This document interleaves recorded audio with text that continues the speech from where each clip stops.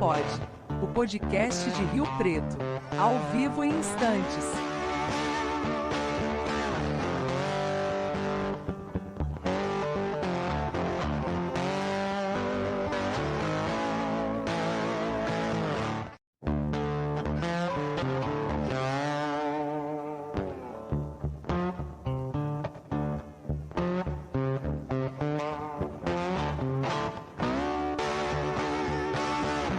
Se liga no Pod, o podcast de Rio Preto, ao vivo em instantes.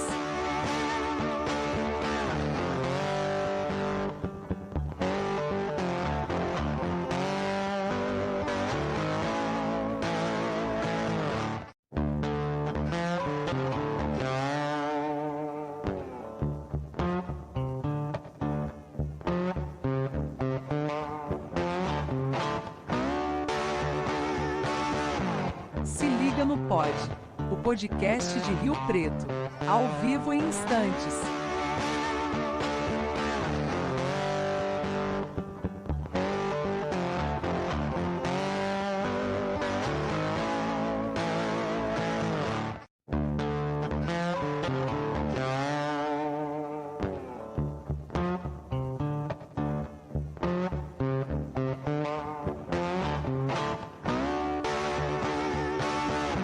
Se liga no Pod, o podcast de Rio Preto, ao vivo em instantes.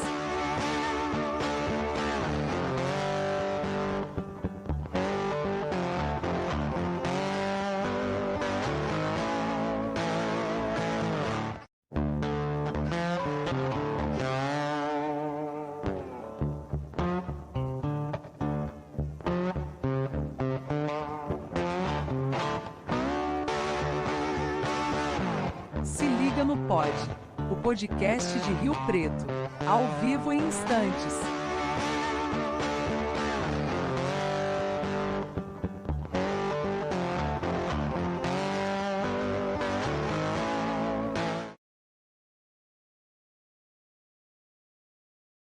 Soltar? Pode? Pode Quem soltar. vai falar isso? Monge. Solta aí. Espera aí que eu vou só ajeitar aqui meu link aqui, rapidinho. Dá dois. Já soltou, Bia? Já? Então, pro Os pessoal. meus amigos comentando que já estão online já no canal já. Agora só começa a pipocar. A hora que aparecer a telinha lá então. Agora já era. Agora, pro pessoal que tá aí acompanhando, boa noite a todos e a todas. Hoje nós estamos aqui para mais um episódio. Para você que é novo aqui no canal, seja muito bem-vindo. Eu sou o Roberto Valério e estou aqui com meu parceiro Luiz Fernando. O Se Liga no Pod toda semana, todas as quarta-feiras, ao vivo, tá aqui no YouTube. A gente separa temas da semana, coisas que eu e o Fernando quer aprender e também compartilhar com vocês. Então, para vocês aí que tá chegando agora, fique à vontade para pesquisar no nosso canal, dar a entrada aí para ver o que a gente conversa. Toda semana a gente bate um papo legal. E você também pode participar hoje, tá? Com nós aqui no ao vivo. É só mandar no chat as suas perguntas que a gente passa para o nosso convidado. Bate-papo entre amigos. Então, fique à vontade. E hoje eu gostaria também já de início falar dos nossos parceiros, Ao Pé da Letra, que é uma empresa especialista em lettering. Ela faz arte em desenhos, aquelas coisas. Tem uns quadrinhos muito bacana. Se vocês quiserem, acessa no link abaixo aí no YouTube. Tem um link do Instagram deles, vocês conseguem ver os trabalhos, é muito bacana. Inclusive na nossa parede aqui, eles que fizeram. Dá para você fazer quadro, se você quiser dar algum álbum de foto para amigo, colocar o nome, escrever na parede, enfim. Existe uma variedade. Então, dá para você personalizar. E esse é o ponto legal de tudo. A pessoa desenha, escreve, faz o que você quiser. É só passar que ela vai conseguir te ajudar, tá? Então tem um link aí do Instagram, Ao Pé da Letra, também tem no chat, a Bia coloca aí pra gente, para vocês que quiserem pesquisar, e também tem o WhatsApp. Pode chamar, pedir para fazer um orçamento, que é muito bom. E também tem a Academia Core Training, que é uma academia que inclusive eu vou treinar, viu, Fernando? Tô indo. Postei onde você viu, velho. Então. Para quem gosta de treinar, musculação, atividade, né, fazer uma atividade física e quiser se cuidar, a Core Training fica na Avenida Monte Aprazível, 4270, no Eldorado, aqui em Rio Preto. Academia muito boa, tem equipamentos bacana lá. tem personal muito legal, o pessoal dá ajuda, tem tudo. Tem aplicativo, é uma academia moderna, então você consegue ver os seus treinos nos aplicativos e também você consegue pegar a fichinha lá, é muito legal, cara. Então o Fernando, inclusive, conhece, né, o pessoal lá, é muito, muito bom. O Fernando tinha que ser o garoto propaganda de academia, né, cara? Por quê? Eu sou... Porque você é errado de academia, eu não sou. Você não pode. Eu sou o cara da comida, então eu tinha que fazer propaganda de comida, né? Então, Academia Core Trend, se vocês quiserem, também tem um link abaixo aí, é só entrar no Instagram, lá vocês veem toda parte de equipamento. E Fernando, Mas, boa cara, noite. eu tô lembrando de um negócio, agora vai ter o campeonato lá de comida de boteco, né? Pô, chama eu. E aí? Eu não sei quem publicou outro dia lá sobre quando vai ser e tudo mais, mas os pratos lá, porra, tem cada coisa, né? Comida Não, de pra boteco. pra comer e beber, chama eu. Pois Só me é. dá um toque que eu Chama vou. eu também que eu tô junto. Boa noite, pessoal. Sejam todos bem-vindos a mais um episódio aqui do Se Liga no Pod. Como vocês viram, sempre descontraído, sempre com um convidado novo, um tema interessante. E hoje, infelizmente, nós decidimos fazer um programa aqui diferente do que nós normalmente fazemos. Diante dos acontecimentos que estão ocorrendo no nosso país, essa explosão de crimes bárbaros cometidos contra crianças, cometidos contra professores, cometidos contra a sociedade e também envolvidos com menores praticando esses atos. Baseado nisso, nós pensamos em expor algumas coisas relativas a esses fatos. Nós estamos aqui com o Rodrigo, que é advogado criminalista. Nós aqui somos 3 advogados, temos conhecimento sobre o que acontece, a lei aplicada, a forma que ela é aplicada, porque existe aquela sensação de impunidade, que as pessoas vão cometer crimes e não vão sair na primeira oportunidade. Não é bem assim. E hoje aqui nós vamos bater um papo agradável e, por que não dizer, tenso, né? Vai ser um pouco pesado, né? Boa noite, Rodrigo. Boa noite, gente. Boa noite a todos e a todas. Meu nome é Rodrigo, sou advogado, especialista em direito criminal. Bora pro papo. É Rápido isso aí. e objetivo. Vamos começar de trás para frente, como eu falei, a questão da sensação de impunidade. O que você pensa sobre essa sensação que não vamos levar os políticos em consideração, mas vamos levar em consideração a população comum que pratica crimes. E essa população também é vista como cheia de privilégios e também todo mundo pensa, semana que vem ele está solto. Como aquele cidadão, aquele maluco, aquele psicopata que matou algumas crianças com a machadinha. O que você fala sobre isso, para as pessoas terem um pouco de conhecimento? Em relação aos aspectos da impunidade, nesse caso, eu não acredito que ele vai ficar impune. É um caso que teve a comoção da mídia nacional. Foi um caso que mexe com criança. E toda vez que mexe com criança é um tanto quanto delicado, né? Ele pulou um muro de uma escola, pegou uma machadinha, deu na cabeça de 4 crianças. E... mais voltado para a tua pergunta, referente à sensação de impunidade, eu acho que isso tem muito a ver com o nosso Código Penal. Que é um Código Penal, que é uma lei de 1940, que é um pouco retrógrada. Sim. E que deveria ser reformado para ter um pouco mais de severidade em determinados crimes, né? Principalmente no caso da creche lá de Santa Catarina. Então, eu acredito que a sensação de impunidade vem disso. Vem da falta de leis específicas, de um pouquinho mais de rigor da lei referente a esses casos que mexem tanto com a sociedade. Essa sensação de impunidade, ela está muito ligada ao seguinte, nós temos 2 extremidades, né?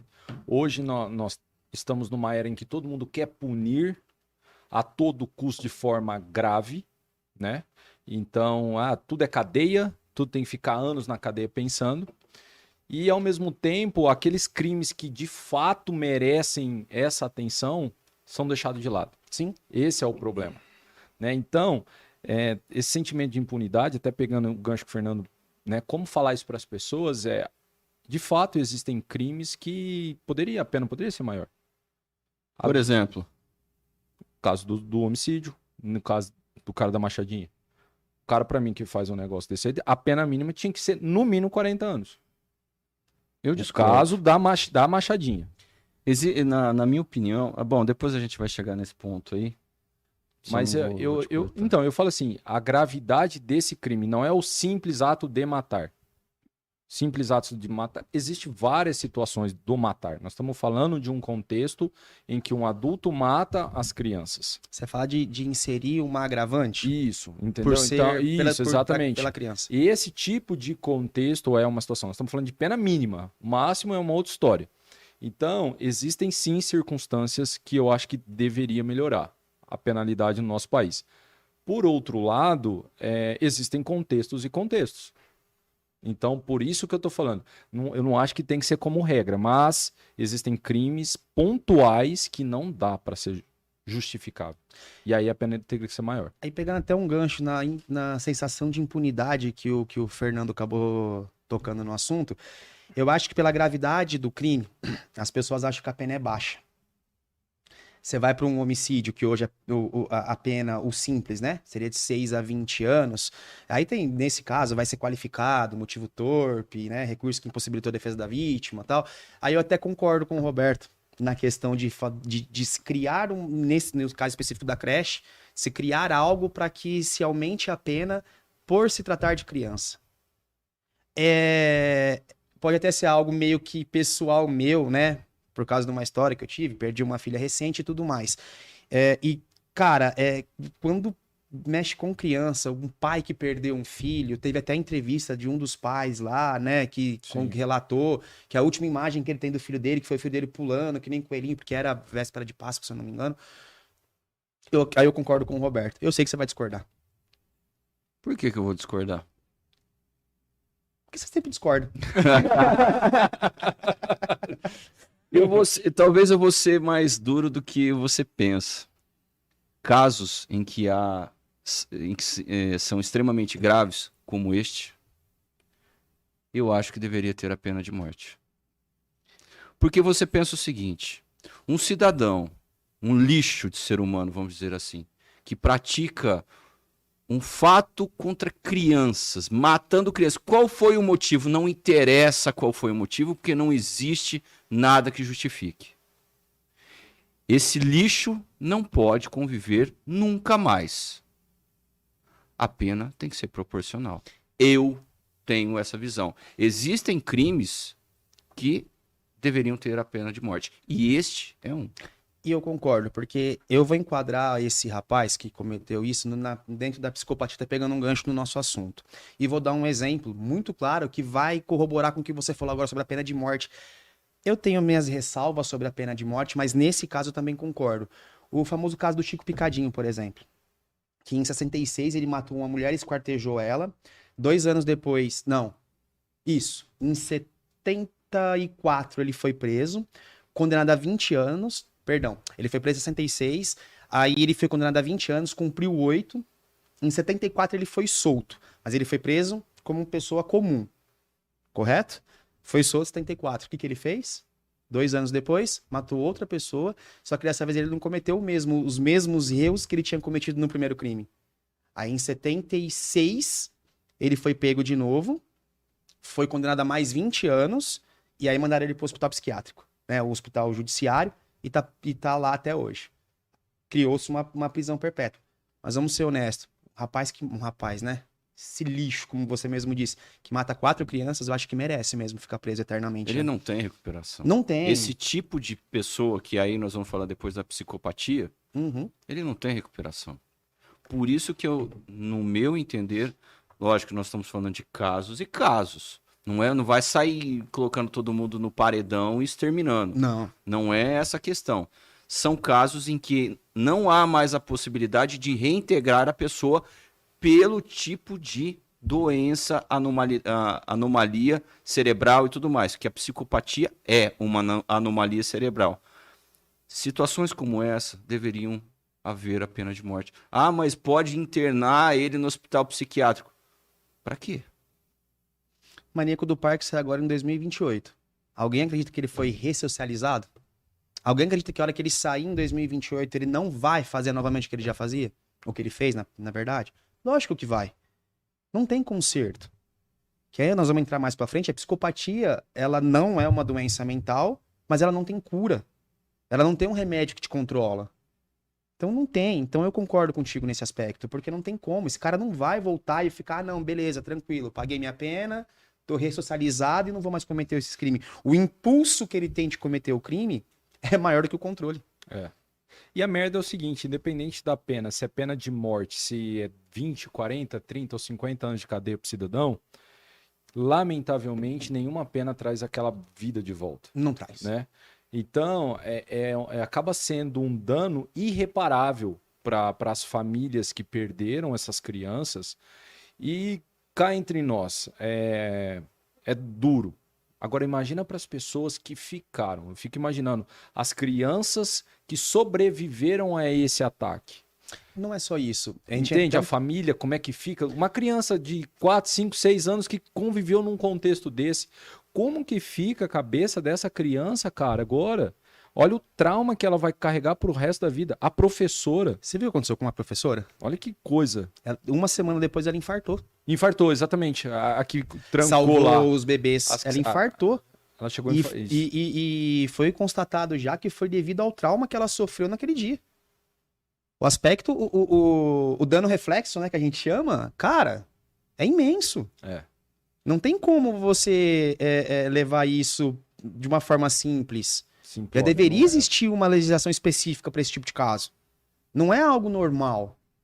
Não tem como. Eu, por experiência, posso falar a dor de perder um filho e vou te falar, cara, não tem nada no mundo. Esse cara pode ser preso, morto, linchado, Pode fazer o torturado. que quiser. Não vai trazer de volta as 4 crianças. Aqueles quatro pais, né, vão viver com aquilo pro resto da vida deles. E é uma dor que você aprende a viver com ela. Você nunca mais se livra. Então eu acho que foi muito cruel. E por um motivo. Isso que nós estamos falando com crimes cometidos contra crianças. É. Não estamos falando também de crimes cometidos contra adultos. Que, querendo ou não querendo, é que as crianças elas têm um afeto muito maior, a comoção é muito maior. Mas matar adultos também, em série, vamos dizer os serial killers, Sim. que todos eram psicopatas, é a mesma situação. Mas eu acho que em relação Qual seria a punição para esse tipo de crime? Na minha concepção, pena de morte.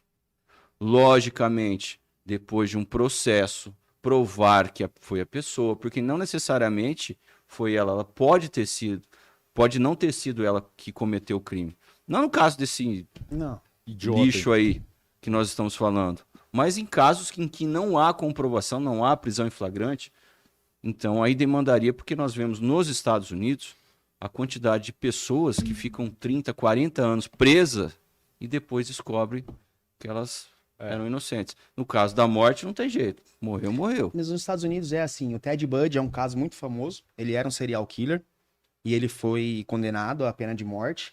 O Jeffrey Dahmer, só que ele não morreu porque antes dele ser executado, acabaram matando ele numa briga dentro da cadeia, mas era um outro cara que foi condenado à pena de morte, porque eles entendem que não tem solução. Que esses caras soltos vão novamente cometer esse tipo de delito. E eles são perigo para a sociedade. E eu acho que realmente nesse aspecto, quando é pego, lógico, a gente tem que ter muito cuidado para falar sobre pena de morte, porque Esse é o ponto que eu ia falar com vocês. Porque, assim, pro pessoal que não acompanha, os dois aqui, Fernando foi foi nosso professor na faculdade de Direito Penal, Processo Penal, e o Rodrigo é especializado na parte criminal. Eu sou fora disso aí, graças a Deus. Preferi ter saúde.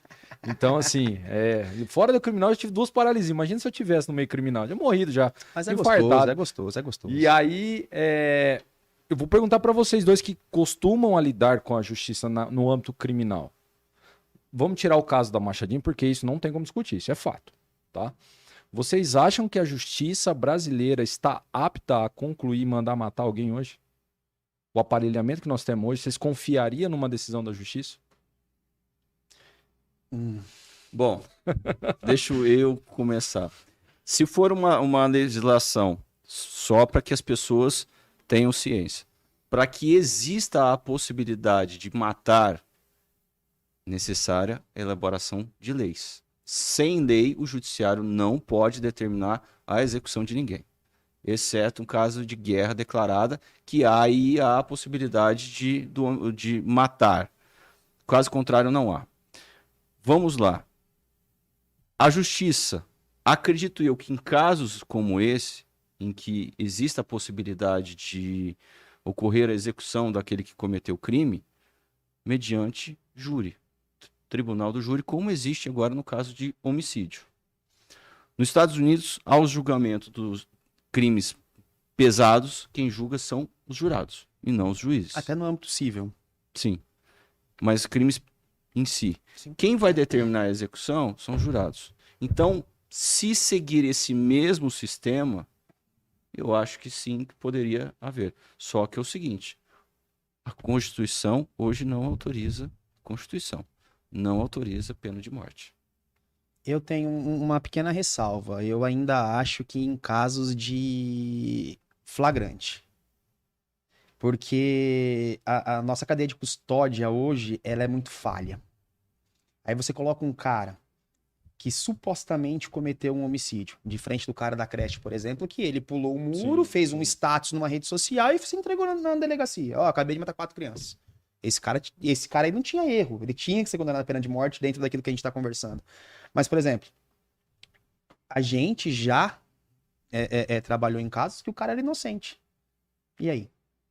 Mas na cadeia de custódia, que é falha, deram um jeito de colocar o cara... arma-se provas e coloca o cara no júri. Mediante a que o júri tem, ele condena um cara à pena de morte, esse cara morre e ele não era o culpado. Então eu acho que... Eu tenho só essa pequena ressalva referente à pena de morte. Eu acho que em casos de flagrante. Do flagrante, porque... Ou provas contundentes que foi aquele cara. A gente tem uma imagem de vídeo que foi você que atirou naquela pessoa. É como eu falei, o que acontece nos Estados Unidos e a aplicação aqui. É. Não dá para se aplicar a todos os casos. Isso. Especificar o que aconteceu. Ou haver provas contundentes, eu também sou favorável a isso. Também sou. Existem casos, por exemplo, que nós atuamos de estupro, que o crime não tinha ocorrido. Era uma vingança da mãe contra o pai relacionada à criança. Ela utilizou a criança. Isso é muito comum, hein, cara? Eu peguei um Sim, caso E mais isso pesado. depois ficou comprovado no processo. Isso é muito comum. Eu peguei um caso mais pesado referente ao estupro. Eu peguei um caso de uma menina de 14 anos que era apaixonada pelo padrasto. E aí ela começou a ver vídeos na internet, conversar com as amigas dela e montou um caso de estupro. Chegou na escola, comentou com a professora. Passou a mão, assistente social. Levaram os irmãos dela mais novos pro Projeto Teia. Ela foi pro Projeto Teia também, aqui em Rio Preto. E na audiência, na Vara da Infância e Juventude, eu comecei a apertar. Ela chorou e falou, não, é porque eu sou apaixonada por ele, mas ele nunca encostou em mim. Aí eu vou te fazer uma pergunta. Se esse cara é condenado à pena de morte? Então, você percebe? Como que é delicado? Quanto é delicado, e assim, eu, pelo pouco tempo que eu tive contato e acompanho com vocês, eu tenho as minhas dúvidas com relação a isso. Um exemplo saiu hoje, não sei se vocês viram, saiu no diário, um cara aqui de Rio Preto, que foi absolvido por causa de uma carta, inclusive o Nugri é advogado. O cara estava preso fazia 8 anos. Esse coitado ficou preso, condenado no regime fechado por 3 anos. Ele estava cumprindo, mas ele foi condenado a 8 por um roubo que ele não participou. Você percebe? Por uma carta que veio depois de uma pessoa que realmente foi lá, teve reconhecimento da vítima, não era ele, e conseguiu hoje absolver o cara, graças a Deus o cara tá livre. Mas olha aí que merda que é. É delicado demais. É delicadíssimo. Por isso que eu acho que a pena de morte, ela, sim, em determinados contextos, como esse caso da Machadinha é uma situação, mas tomar isso como regra, no nosso sistema hoje é falho. Eu não confiaria. Por isso que nós não falamos que seria a regra. Não, exatamente. Eu hoje não confiaria. Não dá pra confiar. Não confiaria exatamente por essa questão, da falha nas investigações. E aí, puxando um gancho de falha de investigação, eu queria saber a opinião de vocês sobre esse contexto. Vamos pensar o seguinte, eu fui lá e pratiquei um crime agora. Aí, para eu poder me livrar desse crime, eu chego para a polícia e falo assim, eu sou louco. Tive um surto psicótico.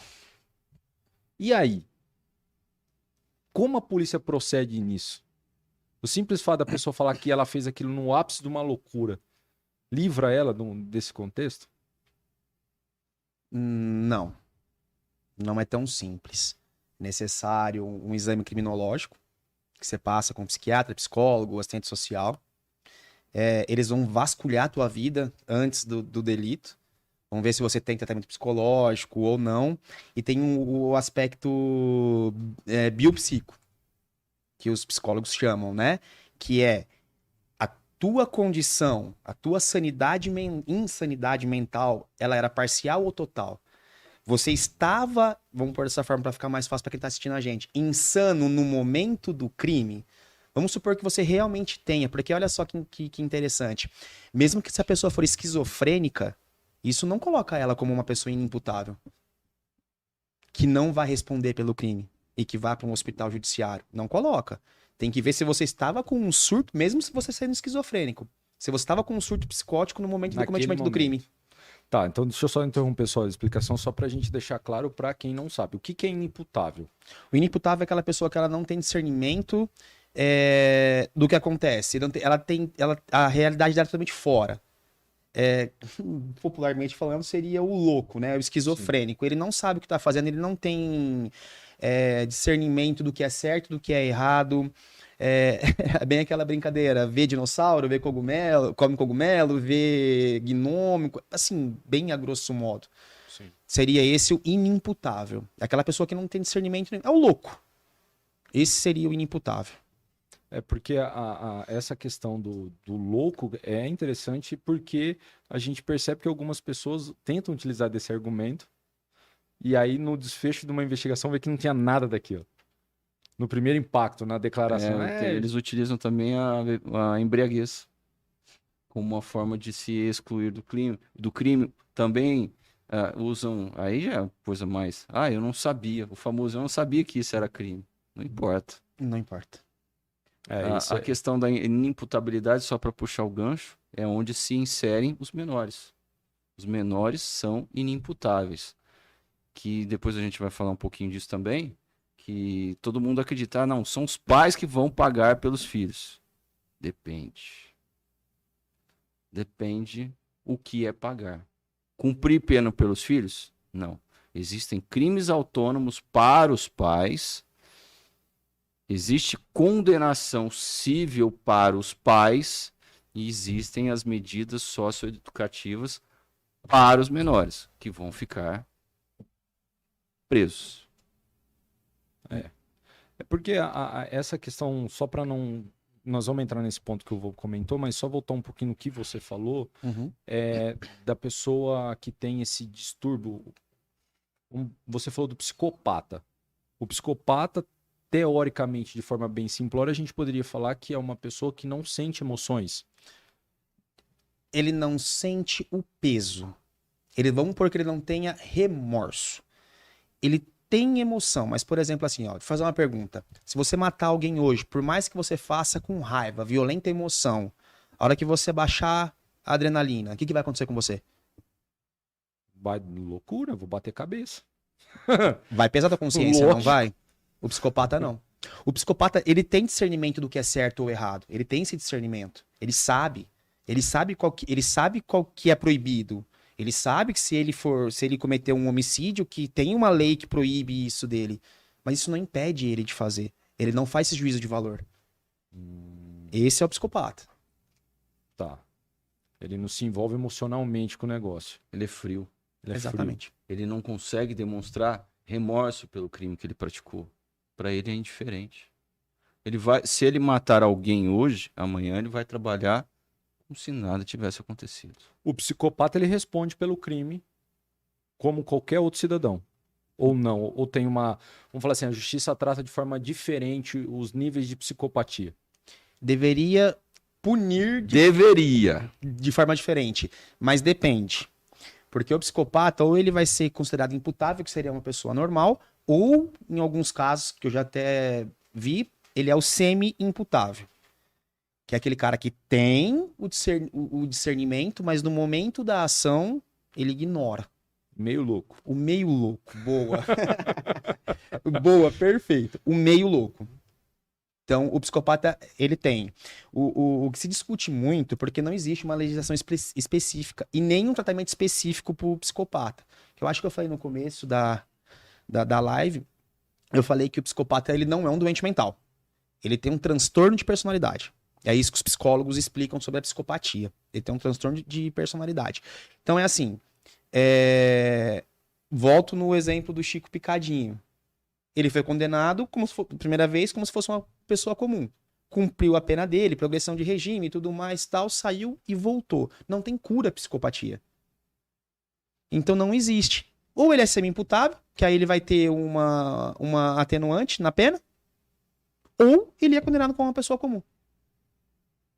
Então, poderia pensar o seguinte: todo psicopata é um criminoso? Não. E nem todo criminoso é psicopata. E nem um serial killer, nem todo serial killer é psicopata. Ele tem traços de psicopatia. Ou melhor, nem todo psicopata é um serial killer. E também não tá ligado a serial killer, que seria o assassino em série, né? Vamos trazer para o português para ficar mais fácil. Nem todo. Tem o estuprador em série também. Porque faz muito essa junção, né?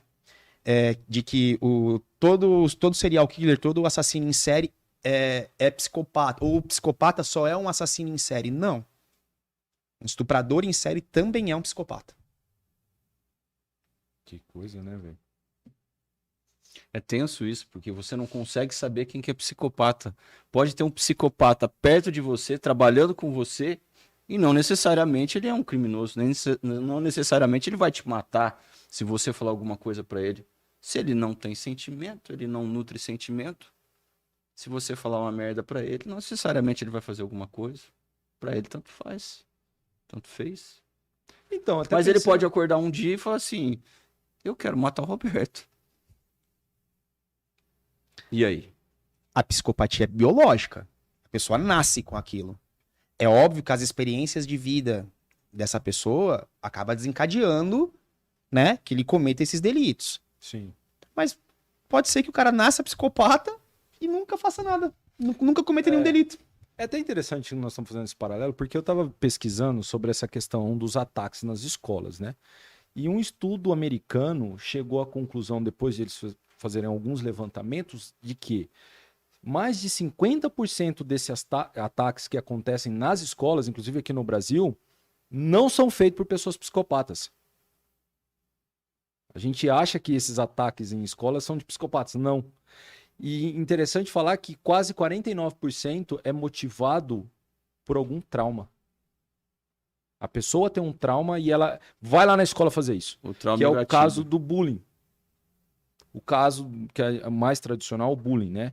Então a gente percebe que não necessariamente um ataque em série envolvendo esses crimes, como foi aquele moleque que é filho de um policial que entrou na escola lá e atirou em todo mundo ano passado. Que o pai dele era policial, ele pegou o carro, foi até a escola, depois ele foi embora. O moleque não é psicopata, velho. O moleque tava com algum ranço da vida, foi lá e fez o que fez. Deu um surto psicótico e ele foi lá e fez. Aí pode ser considerado o surto psicótico. O surto psicótico, a pessoa, ela é condenada criminalmente? Depende. Depende do nível do surto.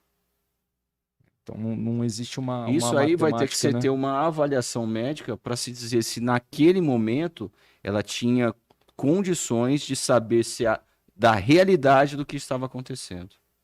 Se no laudo médico fala assim, não, ela não tinha a mínima noção, o juiz vai seguir. Agora, se no laudo fala assim, ela tinha condições, ela sabia, ela teve o surto aqui, só que aqui que ela cometeu. Então, nesse lapso temporal, cessou a causa. Aí ela não vai... Tudo vai depender do laudo médico. Vai depender para falar esse ponto. E aí eu vou fazer um outro paralelo aqui, então. Vamos pensar o seguinte. Eu tô sofrendo bullying na escola. Ou no serviço. Vamos falar eu como adulto, homem. Tô sofrendo bullying no trabalho. Se eu chegar lá, revoltado com os caras e matar todo mundo, eu não aguento mais ser. Esse fato motivador do bullying, a justiça no âmbito criminal, ela passa algum pano para essa pessoa, diminui a pena, isenta ela, alguma coisa ou não? O fato de eu ser vítima de bullying. Vai cair no que o Fernando falou. Tudo depende do contexto. Pode ser que Não tenho surto psicótico nenhum. Eu só tô puto da vida porque eu não aguento mais ser objeto de Aí chacota. vai depender da forma que aconteceu, que isso pode virar uma legítima defesa, isso pode levar a um homicídio privilegiado. Vai depender do fato em si.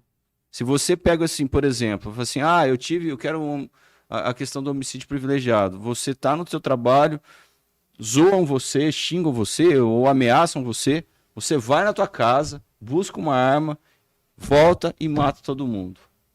Esse tempo aqui vai te prejudicar. Você não pode levar isso em consideração. Não seria, mesmo porque tem que ser logo em seguida. Esse logo em seguida não autoriza que você vá até a tua casa, demora meia hora, volta e pratique o crime. Aí não daria nem a questão do privilégio. Muito menos a semi-imputabilidade, que te atenua a pena também. É porque a gente percebe que tá tendo muito isso, né? Sim. A molecada tá se sentindo ofendida e aí elas arquitetam uma situação de levar faca, Isso de tem levar as tem um coisas. problema que depois nós vamos discutir. Inclusive está tendo um problema muito grande aqui em Rio Preto.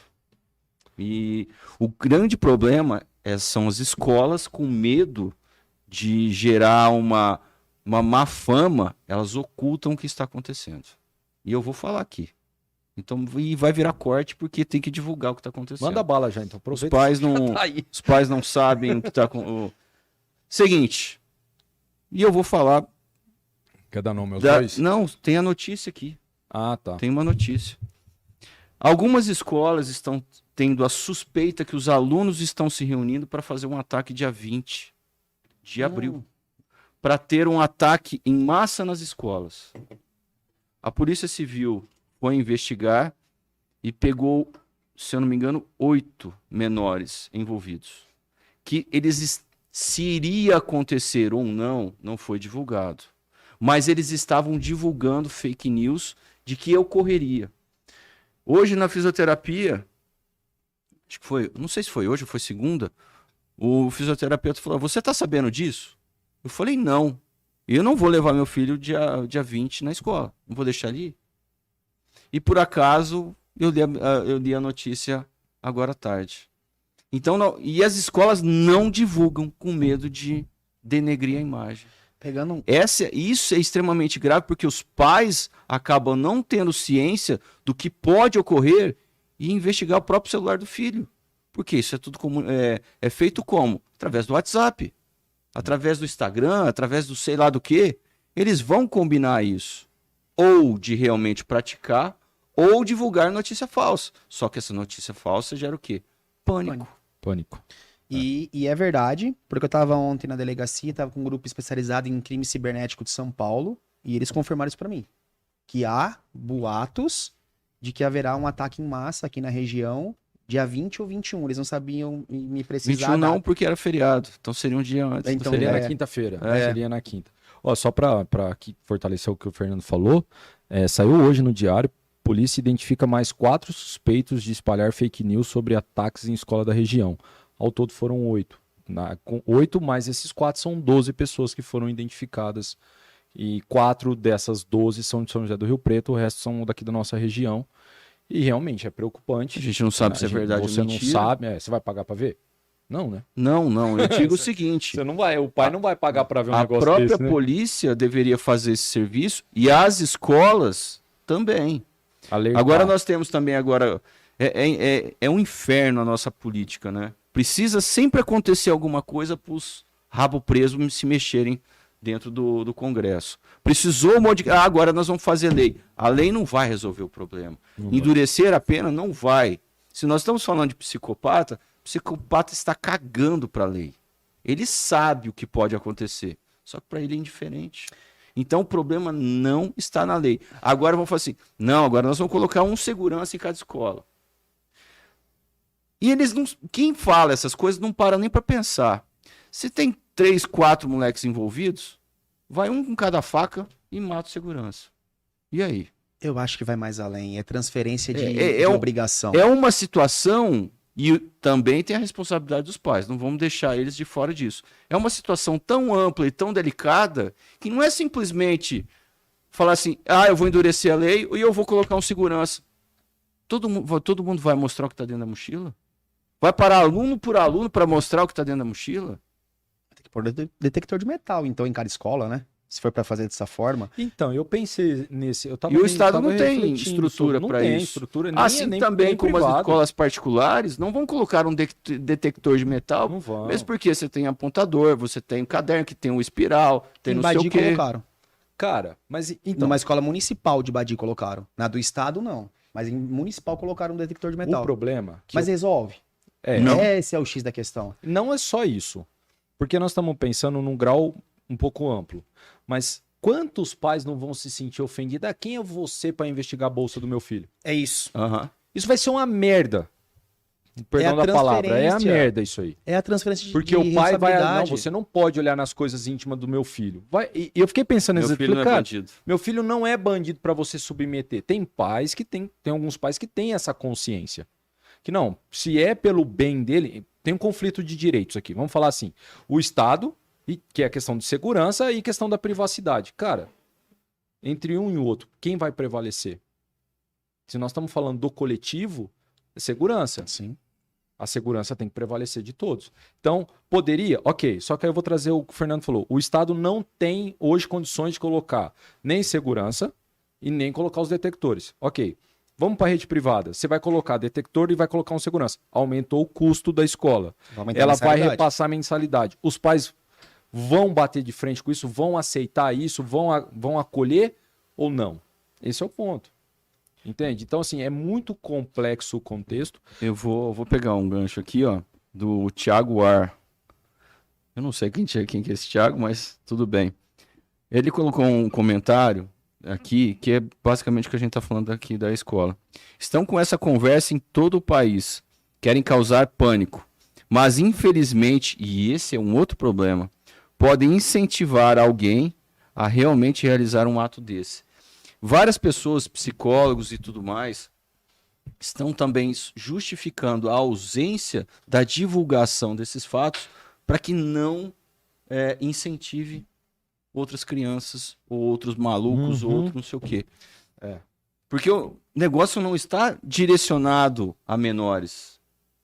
Está generalizado. Tá. Padronizou. E o pânico está instaurado Teve uma já. coisa que eu estudando aqui sobre a questão de psicopatia, e eu não consegui achar a causa. Estados Unidos tem um grau, tem uma quantidade, isso foi uma pesquisa lá, de 4% da população pode ser vista como psicopata. No Japão é 0,4%. Qual seria a causa disso? Eu fiquei me perguntando, eu não sei. No Brasil não tem essa... A verdade, pesquisa. Eu acho que é cultural. não, pode ser uma questão. A gente pode olhar o seguinte, hoje, quais são os critérios que os Estados Unidos consideram para psicopatia e quais são os critérios que o Japão considera. Isso pode gerar uma distorção muito grande. Hoje nós estamos ouvindo muitas pessoas falando que está sofrendo com um transtorno de atenção, déficit de atenção. Só que o laudo, os requisitos para chegar a essa conclusão aumentou demais. Então, qualquer pessoa está sendo caracterizada dentro desse contexto. O critério de avaliação que a gente precisa observar. Então, de repente, eu não sei a questão cultural, mas a gente tem que ver o seguinte: os critérios que os Estados Unidos utiliza para falar que é psicopata é o mesmo que o Japão usa. A partir daí, a gente pode chegar numa conclusão se é questão cultural ou não. Esse é um ponto. Mas porque assim, ó, a hora que a gente comparando o Japão e os Estados Unidos, o Japão é cultural natos, Uhum. né? Então tem essa. Então eles estudam muito. Então a pressão, e aí nós vamos chegar nesse ponto da psicopatia, que também tem é uma forma de desencadear. A pressão é uma delas. Nos Estados Unidos já não é cultural tanto a regra ali que no japonês, que eles são imbatíveis nisso. Não tem dúvida nenhuma. Acho que ninguém vai ter dúvida sobre isso, que eles são totalmente disciplinados. Nos Estados Unidos, não. E aí tem aquela pressão. Você precisa ser, você precisa ser, você precisa ser, você precisa ser.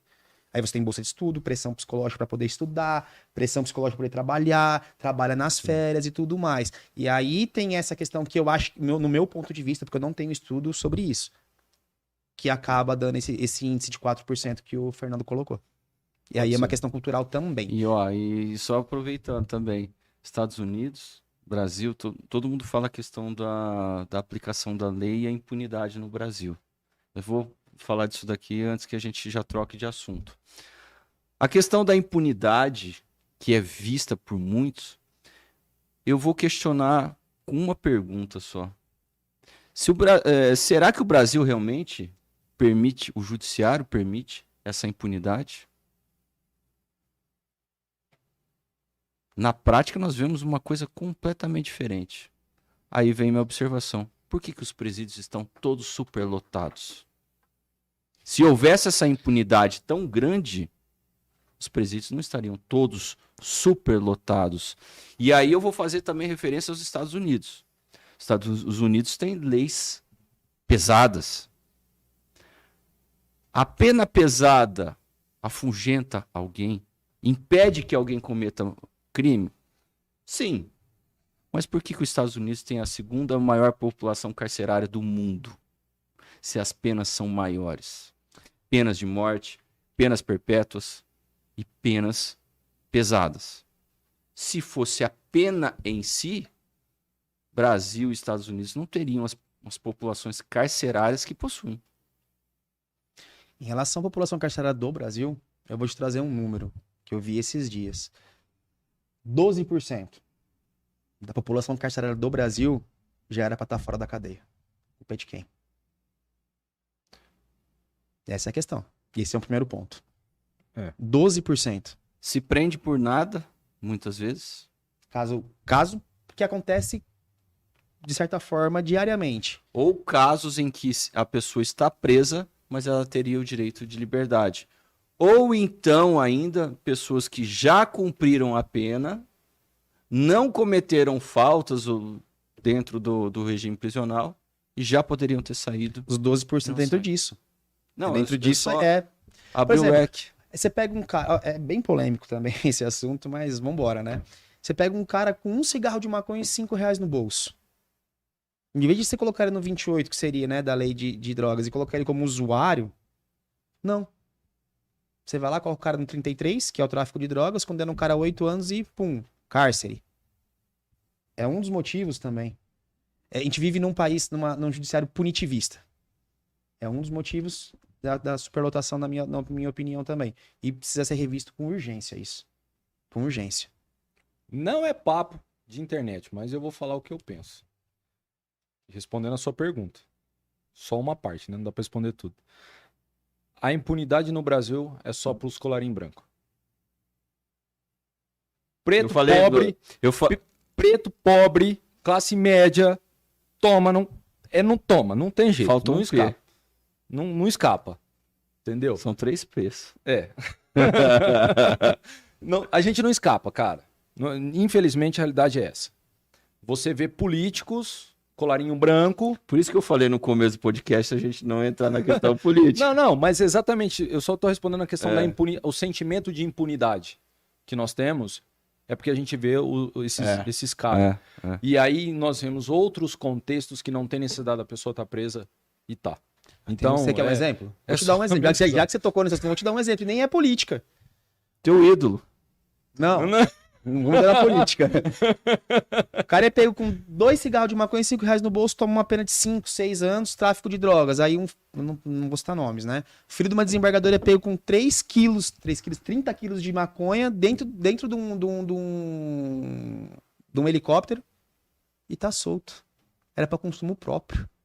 É como o poder aquisitivo dele era muito grande, ele já comprou pra deixar estocado. É isso. Você acabou de falar. Pra não ter que comprar de novo. Vai. Mas eu vou voltar só um pouquinho na sua fala, Fernando, do psicólogo. Eu estava estudando esses há tempos atrás e calhou de casar com esse cenário hoje, tá? O que acontece? Nós enfrentamos, não sei se você já ouviu falar, na comunicação usa o princípio da aprovação social. Todo ser humano tem essa ideia de aprovação social. E aí, o que acontece? Para eu ser aceito, eu vou olhar no comportamento do outro. O que o outro tá fazendo? Ah, ele faz isso, eu também vou fazer. É aquela velha frase assim, macaco vê, macaco faz. Partindo dessa ideia, alguns estudos chegaram à seguinte conclusão. Quando eles divulgavam casos envolvendo suicídio, que não é uma coisa que você vê falando para cima e para baixo, eles percebiam que naquela região onde foi divulgado, a quantidade de morte aumentava drasticamente. E aí, desse aumento drasticamente, vinha o seguinte, tinha muito acidentes. Tinha os próprios suicídios e tinha acidentes. Acidente não tem como você saber o motivo da morte. Então, eles começaram a perceber que esse macaco vê, macaco faz, aplica em tudo. Que é a teoria da aparência da cópia que eles estão falando, os psicólogos, e falam, ó, não fica dando muito ênfase para isso, por quê?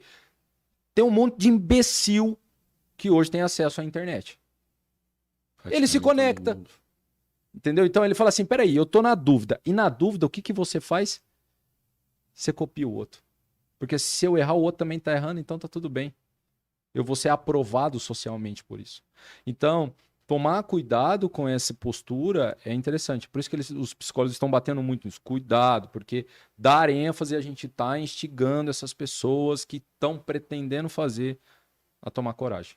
Então, por outro lado também, a omissão da divulgação da informação pode contribuir para que os pais não fiscalizem e não saibam o que está acontecendo com seus filhos dentro de casa. Tem os dois lados. Então, essa coisa do macaco vê, macaco faz, eu tenho uma outra situação como reflexão. Dentro da situação vamos dizer, das favelas, vou colocar do Rio de Janeiro, que é mais emblemático. As crianças de lá, elas crescem vendo como heróis os traficantes. E elas querem ser igual aqueles caras. Sim. Ah, tem um chefe lá, sei lá, elas veem o futuro delas naquela posição. Logicamente, não são todos os casos, mas é justamente isso. Eu já acompanhei estudos sobre isso. As crianças se veem naquela situação, como traficante, como uma pessoa de poder, uma pessoa que tem dinheiro, uma pessoa respeitável. Porque na favela quem manda são os caras. E elas querem ser daquela forma. Lógico, existem pessoas e pessoas, muitas vezes os pais não conseguem segurar. Teve um caso que você também falou da transferência de responsabilidade para o Estado sobre os filhos. É uma outra situação. Logo, eu não me recordo o ano, mas foi mais ou menos em 2010. Eu fui fazer uma palestra em Três Lagoas.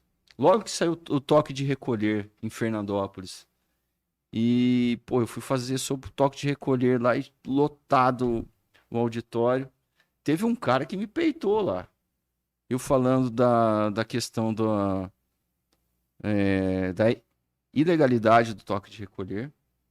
Poxa, eu acho até hoje ilegal. E o pai falou assim, o Estado tem a obrigação, desse jeito, o Estado tem a obrigação de zelar pela segurança minha e do meu filho. Eu falei assim, o Estado tem a obrigação de zelar pela segurança e você tem a obrigação de cuidar do seu filho. Você não pode transferir essa obrigação que é sua para o Estado. O Estado não está nem aí para o seu filho. Não é o Estado que vai educar seu filho, é você. Educação vem de casa. O cara começou a falar um monte. A hora que eu bati nele, todo mundo, cala a boca, não sei o quê. Por quê? Vai embora, hein? Cara, não tem cabimento. A Luana que comentou um negócio também, que a gente tá falando de segurança dentro da escola, na fila ali para pegar as crianças, um pai falando o seguinte, eu não acho correto ter um segurança dentro da escola porque vai aumentar a mensalidade. Quer dizer, a segurança do filho é menos importante do que um valor a mais para... Isso que nós estamos falando de uma classe social que tem condições de pagar a aula. A escola particular do filho. Se aumenta 20 ou 30 ou 50 para a segurança das crianças. Exato. Aí o cara tá falando, não, porque vai aumentar a mensalidade. Mas até pegando um gancho no que você falou sobre a transferência de responsabilidade, que esse cara que te peitou e tudo mais, eu tava assistindo um podcast, acho que semana passada, e o cara tava falando sobre esses acontecimentos nas escolas e desses grupos, porque pelas investigações é um grupo de alguma rede social que eles combinam de desafios, de matar, de não matar, tal. E aí o entrevistador perguntou pro cara assim, mas de quem que é a culpa? Aí ele pegou e falou um negócio, cara, que me marcou demais. Pro seu filho dar certo, você precisa ter muito trabalho. Mas pro seu filho dar errado, você precisa ter o dobro. Aí eu fiquei pensando naquilo, mas por quê? É um não que você não dá. É aquela hora que a professora chama teu filho na diretoria e você vai lá e peita a professora. Nossa, mas meu filho é um anjo. É a hora que teu filho tem de tudo, porque você não impõe limites para a criança. É a hora que teu filho vê uma criança com uma boneca ou um boneco que ele queria e ele faz birra e você vai lá e dá. Aí a criança cresce não tendo limite. E aí você transfere pro professor da escola que ele dê limite pro seu filho, sendo que é o seu trabalho, não é o do professor. E aí a hora que o professor dá limite pro seu filho, o que você faz? Você vai lá na escola e briga com o professor. Então essa frase desse psicólogo me marcou demais. Pro seu filho dar errado, você vai ter que ter muito trabalho. E a hora que você começa a fazer um pensamento lógico sobre a frase, você fala, poxa, é verdade. Ele tem toda a razão. Mas nem todo mundo tem o discernimento de absorver essa crítica. Sim, é muito difícil. Se eu criticar teu filho aqui agora, você vai ficar feliz? Acho que não. Acho que não. Vai demorar pra você raciocinar em Mas cima é que eu disso. te falei, é a capacidade de absorver se a crítica é construtiva ou não. Exato. Ela tem fundamento? Você tem que averiguar ali, né? Acho que o mais difícil é você entender o instinto de proteção. Separar. Não, eu acho que até entender, porque tem limite o instinto de proteção. Porque se você não, voltando pro tema, se você não der limite pro seu filho vai crescer e muito provavelmente ele vai ter atitudes e atos de um psicopata. Quem vai dar limite pra ele vai ser o Estado ou um louco. É na isso. rua. É Essa isso. é a verdade. Essa é a grande verdade. Se o pai e a mãe não dá limite, cara, quem vai dar vai ser a vida. Aí E a vida é dura. o problema é que o limite da vida, ela não tá nem aí se você tá preparado ou não pra aquilo. Aí que tá ela. Não tem carinho. Exatamente. Inclusive, dentro dessa ideia de que a gente tava falando bastante do psicopata, a gente tava pensando nessa ideia, falamos dessa questão do crime, mas por que a Suzane von Richthofen não entrou como psicopata? Por que ela não tá num hospital? Porque ela matou o pai, matou a mãe. E ao que tudo indica, até onde eu assisti, já vi 3 séries dela, já vi várias. A menina foi embora, velho. Foi, se eu não me engano, foi motel, sei lá, foi ficar com o namorado dela numa boa, assim, chamou a polícia. Ela não é considerada psicopata? Suzana von Richthofen não é psicopata. Suzana von Richthofen, ela tem transtorno de personalidade antissocial. E aí eu tenho que fazer um paralelo explicando a diferença. Não é minha área, gente, não é minha área. Pequeno estudo só para poder explicar, tá? O psicopata, como a gente já conversou, ele não tem sentimento sobre aquele ato que ele tá cometendo. Ele tem o discernimento e ele sabe que ele é errado. Que é errado aquele ato, só que ele não tem sentimento nenhum. Ele vai te matar, ele vai sentar e vai tomar uma cerveja e comer um espetinho. A Suzana von Richthofen, o transtorno de personalidade antissocial, são pessoas que são impulsivas, mimadas e que têm pouco ou nenhum convívio social. Aí vamos explicar o caso da Suzana von Richthofen. Ela tinha pouco convívio social. Conheceu um cara que se enquadrava naquilo que ela tinha de como perfeição. Os pais não aceitavam o namoro. Qual que era o obstáculo dela para ficar com o cara? Os pais. O que ela fez?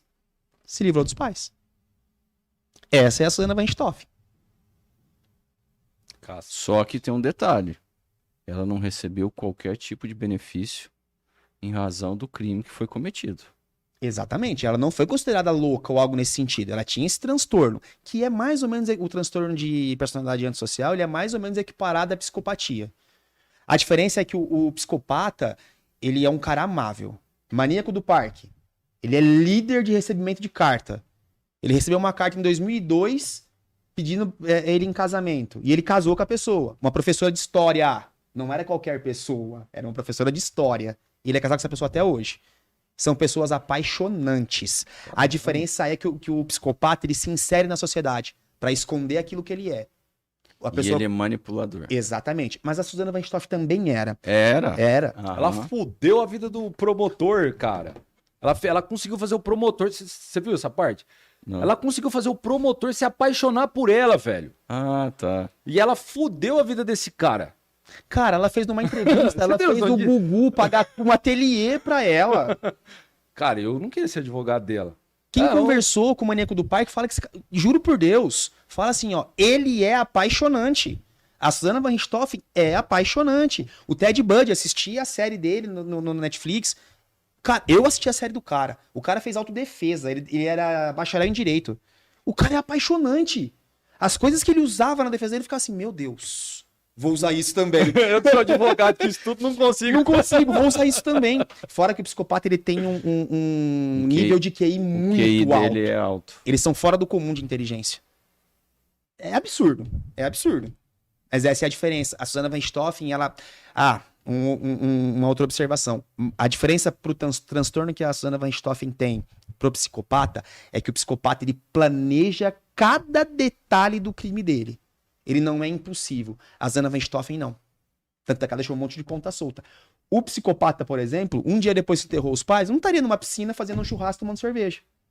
Ele esperaria a poeira baixar. A Susana Van Stoffen começaram a desconfiar dela por causa disso. Vocês lembram desse fato? Que a polícia foi lá pra poder fazer uma perícia, não sei o que era. Ela tava na piscina com o namorado e o irmão do namorado, tomando cerveja e fazendo um churrasco. Aí o perito deu até uma entrevista e falou, peraí. Pô, ela acabou de perder o pai e a mãe de uma forma cruel. Ela tem algo de errado aí. Foi quando começaram a desconfiar dela. Um psicopata não faria isso nunca. E o que fudeu muito o caso dela foi o cunhado, né? O imbecil fudido. Vai lá, um mês depois, comprou uma moto zero. Uma moto, na época, 70 conto. Onde é que você arrumou esse dinheiro? Ah, comprou à vista. Aí os caras foram investigar lá. Era o dinheiro do pai dela. Mas essa é a grande história do que os criminosos erros, se né? entregam, O cara que nunca teve nada pratica algum crime relevante, ganha um dinheiro, o que ele vai fazer? Vai se mostrar. É claro. A questão que fica... Vai então, comprar uma casona, vai comprar um carrão, porque ele precisa se mostrar pra alguém que ele conseguiu alguma coisa. Pô, o cara nunca teve nada na vida. E aí como ele começa a se entregar. Igual o assalto do Banco Central lá. Ah, isso é absurdo. Os caras milionários não conseguiram segurar a onda. Foram lá, vai no boteco, enche a cara, pagar pra todo Compraram mundo. Fui eu que caminhão fiz. de carro. E Eles vai. compraram um caminhão E de vão carro. se mostrando Então, e falando. A pergunta que fica é, existe crime perfeito ou crime mal investigado? Eu vou falar um que... Existe crime perfeito. O do Bruno Goleiro. Eu acho que foi perfeito.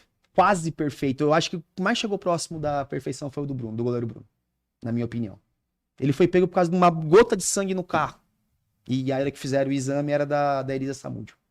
Cadê o corpo? Mataram o cachorro, reviraram o sítio. Não acharam o corpo. O do Bruno foi quase perfeito. Agora, a grande maioria, com Tem todo tanto respeito... crime que foi feito, que foi cometido e ninguém ficou sabendo, é perfeito. É simples, o perfeito ninguém sabe. Quantas pessoas morreram e não sabe quem matou?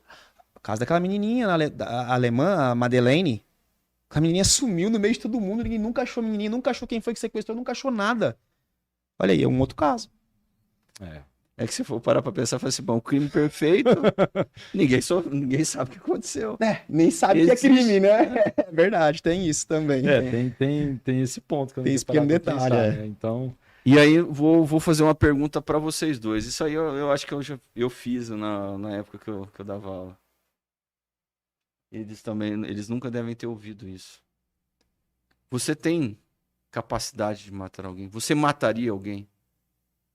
Mataria. sossegado. Não precisa de muito não, viu?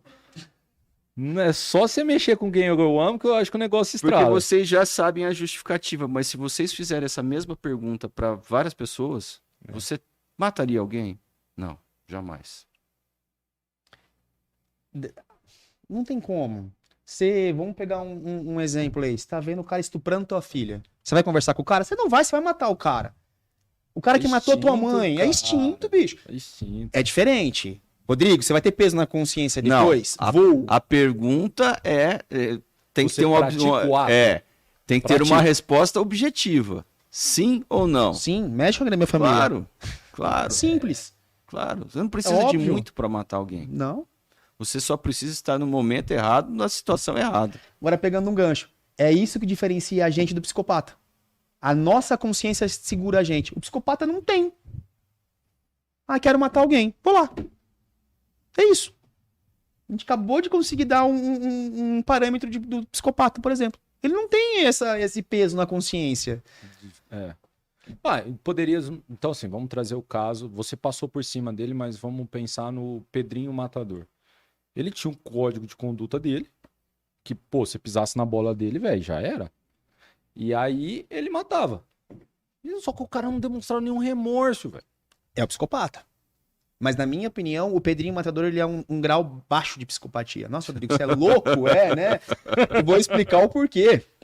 O Pedrinho Matador, ele Tô tinha... achando que você também é psicopata. Não. Eu achar que ele não é psicopata. Não, ele é psicopata, mas num grau baixo. Eu vou explicar tecnicamente o porquê. É. O Pedrinho Matador, ele tinha um motivo aparente pra matar as pessoas. Ele só não sentia remorso, mas ele tinha um motivo aparente. Vou dar um exemplo. Ele matou... É absurdo, mas gente, fazer o quê? Ele matou o pai porque o pai bateu na mãe, pegou o coração do pai e comeu o coração do pai. Poxa, é super cruel isso. É, mas ele tinha um motivo aparente. Ele matou um cara na época, o cara roncava. Mas ele tinha um motivo aparente. O Jeffrey Dahmer não tinha motivo aparente. Matava por prazer. O maníaco do parque não tinha um motivo aparente. Matava por prazer. E é nesse aspecto que eu falo que o nível de psicopatia do Pedrinho Matador é mais baixo que desses caras. É por causa disso. Ele sempre teve um motivo aparente. Ele matou... Acho que a primeira morte dele... foi porque o primo dele deu um tapa na cabeça dele e ele trabalhava com moedor de cana do Pedrinho Matador. Ele pegou e jogou o primo dele dentro do moedor de cana. Não sentiu nada, porque ele sentou do lado do moedor de cana e ficou esperando o tio dele chegar.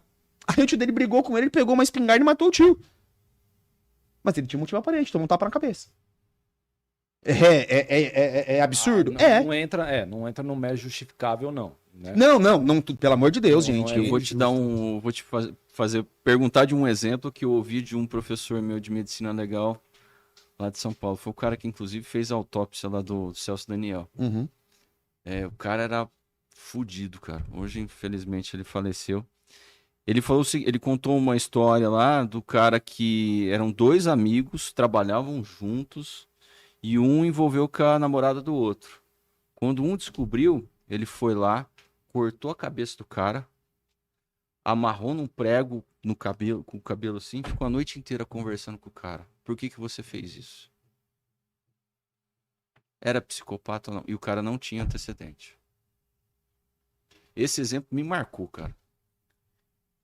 O psicopata, ele é uma condição permanente. Porque nós vamos entrar aqui agora na mesma questão... Porque se você parar pra pensar, nem todo psicopata é criminoso. é criminoso. E nem todo criminoso é psicopata. Aham. É nesse aspecto. O fato dele cortar a cabeça, amarrar a cabeça e ficar conversando. E a violenta emoção? Era amigo dele, né? Ele ficou muito puto porque o cara tava ficando com a namorada dele. Pô, mas você cortou cabeça, velho. Esse cabeça não vai responder. Tudo bem, então, mas eu cara vou tá chegar nesse louco. aspecto. A psicopatia, ela é responde. permanente. Ele pode ter tido um surto psicótico prolongado. A adrenalina dele podia estar lá em cima. Ele simplesmente matou e foi conversando com a cabeça. Pode ter acontecido isso. Que loucura, cara. Mas não tem como a gente determinar. Aí eu acho que é muito técnico na psicologia pra poder fazer. Esse cara é psicopata ou não Tem é. umas coisas doidas, né? Não, é loucura. É isso. Então, vou trazer, Cara, pegar as esse coisas exemplo. que o cara falava pra Esse gente, exemplo que você- os vídeos que ele mostrava, puta merda. Esse exemplo que você pegou casa muito com o que a gente está falando. O psicopata ele pode ter traços anteriores. Então, não necessariamente a polícia, na hora da investigação, vai achar. Porque esse caso que você falou era um cara comum, que a priori não tinha nada. E dali para frente, será que esse cara desenvolveu algum tipo de traço psicológico em razão do que aconteceu? O trauma. O Jeffrey Dahmer foi assim. O cara tem um trauma, a partir dali ele se tornou. Aí ele cometeu o primeiro delito. E o primeiro delito, se eu não me engano, do Jeffrey Dahmer, foi sem querer, ele não queria matar. O primeiro. Aí despertou nele. E foi assim. No que você acabou de colocar. Foi dessa forma. Aí foi gradual. E aí ele foi aperfeiçoando, aperfeiçoando, aperfeiçoando, aperfeiçoando. Até que ele cai. Porque não existe crime perfeito. A não ser que você não saiba do crime. Então ele é perfeito. Existe. Não, se não saiba do crime, É né? perfeito. Mas ele achou que ele era um criminoso perfeito. A série retrata muito bem isso. E o mais legal não é nem a série, é o documentário sobre ele. Eu também assisti. Retrata melhor as qualidades, é difícil, né? Mas as habilidades, pronto, melhor. As habilidades dele. Então, eu vou puxar outro ponto com o que você falou. Nós estávamos falando do pai. Você falou assim, e essa é uma dúvida que a maioria da galera pode ter. Ou não, mas vamos pensar aqui. O filho tem um problema psicológico, faz tratamento. Lá pelas tantas, o pai fala assim, meu filho já tá bom, já curou.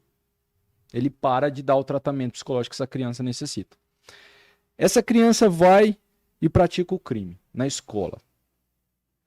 Esse pai, primeira pergunta, responde pelo crime do filho? Pelo crime que o filho cometeu. Segunda pergunta, o pai responderia por qual crime se ele não responde pelo crime da criança? Eu acho Boa que abandono pergunta, de cara. incapaz, Boa pergunta. na minha visão. Boa pergunta, porque é o seguinte: primeiro tem que saber qual tipo de anomalia possui o filho. Vamos lá. Ele é psicopata, ele é depressivo, porque, cara, se você entrar dentro dessa linha dos distúrbios mentais, para se caracterizar a real doença, você chegou a estudar sobre o psicótico maníaco depressivo? É uma doença mental. É uma doença mental. Grande parte dos crimes também são praticados pelo maníaco depressivo. Posso dar um exemplo muito famoso? Bacana. Eu tava ansioso para falar sobre isso. O caso Marcelinho. Marcelo Perseguini. Eu não vou lembrar a data aqui agora. Olha a loucura. Olha a loucura que foi. O pai, se eu não me engano, era da Rota. A mãe era policial. Isso. O menino tinha uma doença chamada encefalopatia. Teve um problema, quando ele criança, ele teve um problema no pulmão, no coração, que afetou o pulmão e faltou oxigênio no cérebro dele. Olha só a loucura. O pai sabia, e ele tinha fibrose cística também. Esse Marcelo. E então o pai fazia de tudo que ele queria porque não tem cura, se eu não me engano. Eu não vou entrar nesse mérito porque eu não conheço, mas enfim, era reduzir a expectativa de vida. Enfim. 2013. 2013, do Marcelo Perseguini? Isso. Boa. E aí, o pai começou. Eles não sabiam da condição psicológica do filho. Então, o pai levou ele pra fazer tiro. O moleque tinha 13 anos. Ia pro stand de tiro. O pai deixava ele manusear a arma e tudo mais. Foi pra escola e criou-se um grupo de desafio. Na época, não tinha, as redes sociais não eram tão difundidas em 2013. Não é que nem é hoje, né? Rodrigo, mas faz só 10 anos. Mas não é que nem é hoje. Hoje é muito mais difundido. E criou-se um grupo lá e falou assim, vamos matar nossos pais? Aí ele falou, vamos. Vocês topam? Topa, então vambora. Tranquilo. A doença que ele tinha psicológica fazia ele delirar. Então ele não tinha discernimento da realidade. Tranquilo? Tranquilo. Ele foi lá, pegou a arma do pai. O pai dormia na sala porque o pai ia acordar de madrugada pra fazer uma operação em São Paulo. Matou o pai. Se escondeu atrás do sofá, a mãe veio, que escutou o barulho do tiro, acordou, foi lá. A hora que a mãe abaixou pra ver o pai dele, pum, matou a mãe. Foi pro quarto, matou o irmão. Na edícula do fundo ele matou a tia, a avó e a avó. Dormiu. No outro dia pegou o carro, foi pra escola e contou pros amigos. Matei meus pais, quem é o próximo? Não, você é louco, os amigos. Não, você tá maluco, tal, que não sei o quê, não vamos fazer isso aí não. Aí ele voltou pra casa e a doença dele achou que ia dar um restart. Ele jogava jogo de videogame.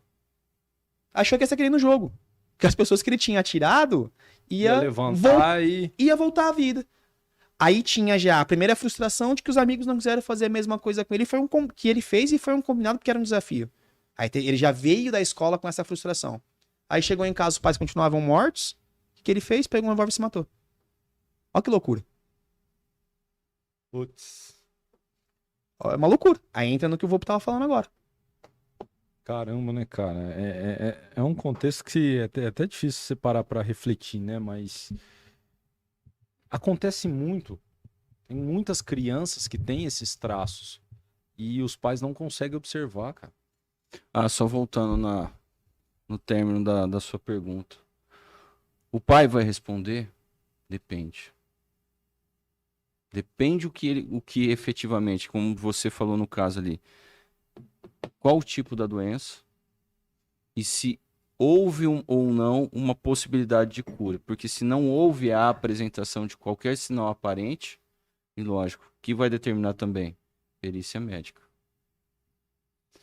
Uma outra questão também que as pessoas também não, às vezes têm dúvidas, né? Menor. Dica, não fale de menor. É menor. Ele tá? ficava puto na aula quando os caras falavam. Não, o de menor, pô, isso. Aí ele falava assim, não, pô. Estudante de direito não pode falar de menor, né, cacete? Menor. É lógico. Porque aí depois vai cair a culpa de quem? Pô, o cara que não me ensinou errado ou não me ensinou, né? Ó, se eu falar alguma besteira aqui, a culpa é dele, viu? Ele foi um professor. Menor comete crime? Não, comete ato infracional, Sim. certo? Menor pode ficar apreendido? Não é preso, é apreendido. Pode, até 3 anos. Então, os menores que forem cometer crimes, eles podem ficar apreendidos. Se eles forem apreendidos em flagrante cometendo um delito, eles somente vão ser entregues aos pais. Os pais podem sim ser responsabilizados, dependendo do que ocorreu, tá? E isso vai dar uma dor de cabeça muito grande, porque ver o filho apreendido e entrar numa fundação casa não vai sair boa coisa. Se já para entrar já não é bom, ali é a escola do crime, né? Ressocialização zero, né? Não só ali dentro, mas também na questão do regime, o sistema prisional hoje no Brasil não ressocializa ninguém. Um dos motivos para que exista uma prisão é para que a pessoa se recupere e volte uma pessoa melhor. Estou falando na teoria.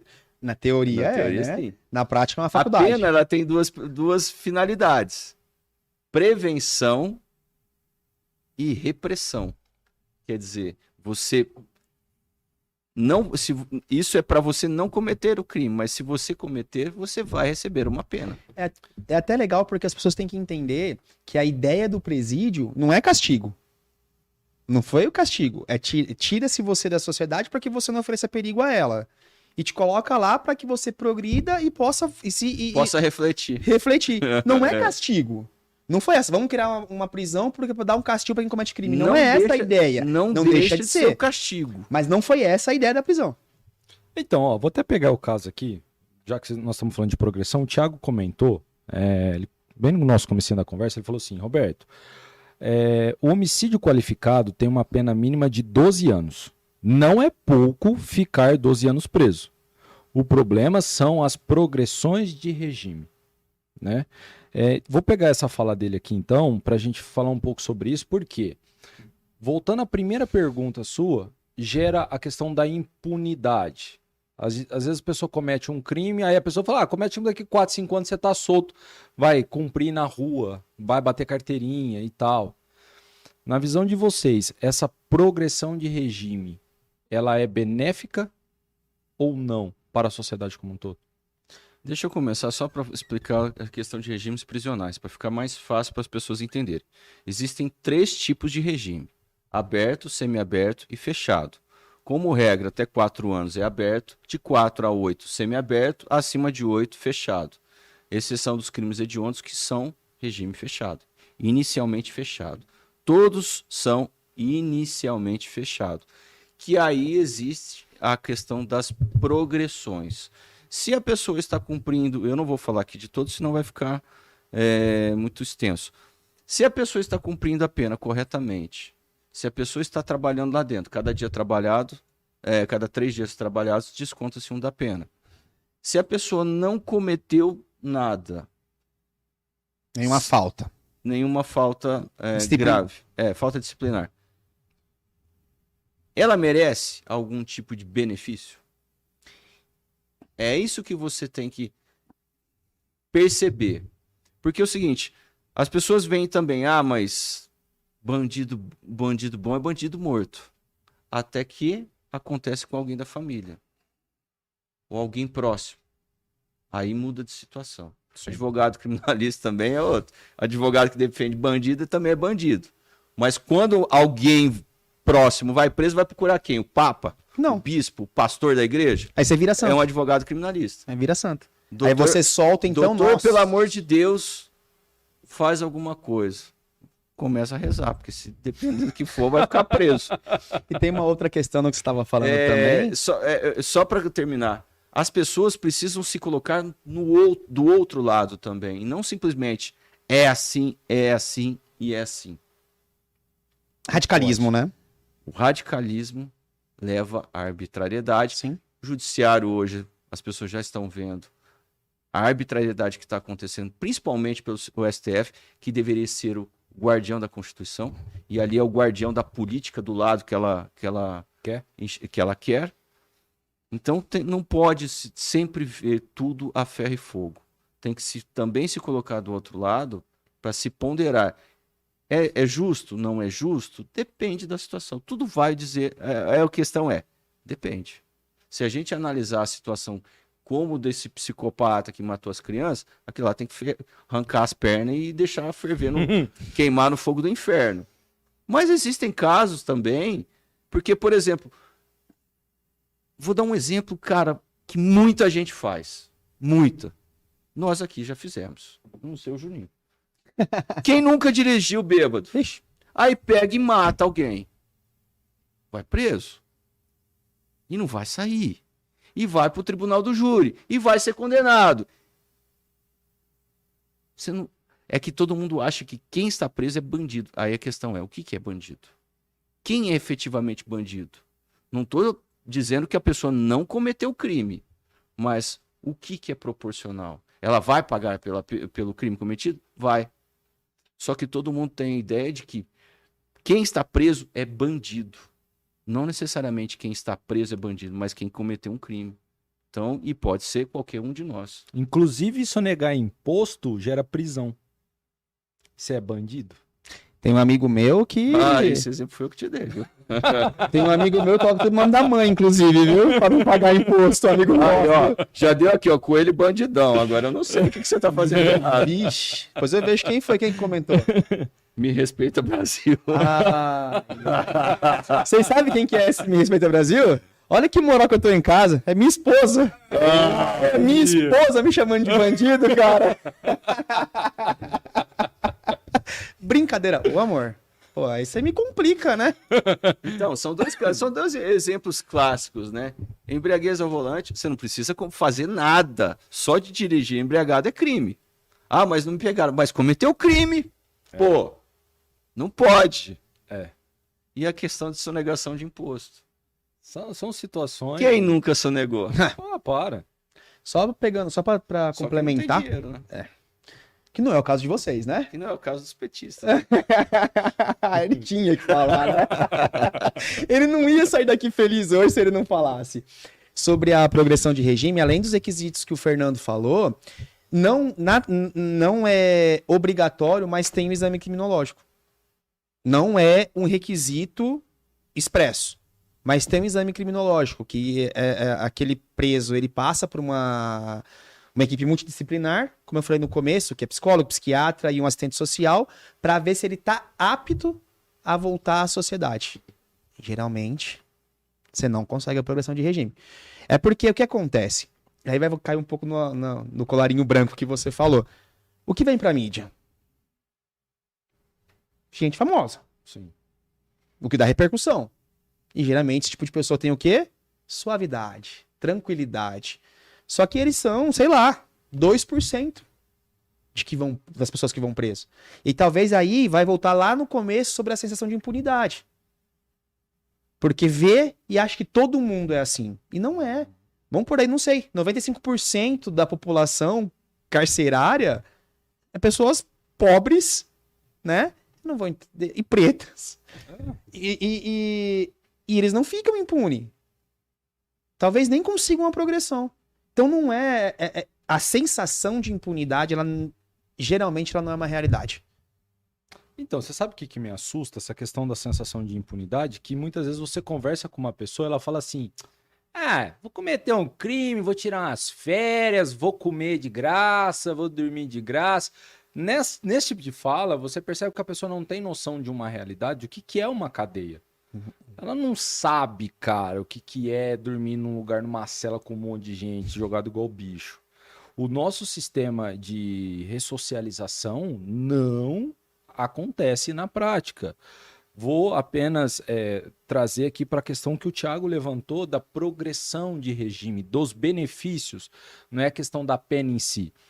A questão do benefício, eu até entendo que a gente vê hoje que tem essas famosas saidinhas e os caras, alguns, não são todos, praticam crimes.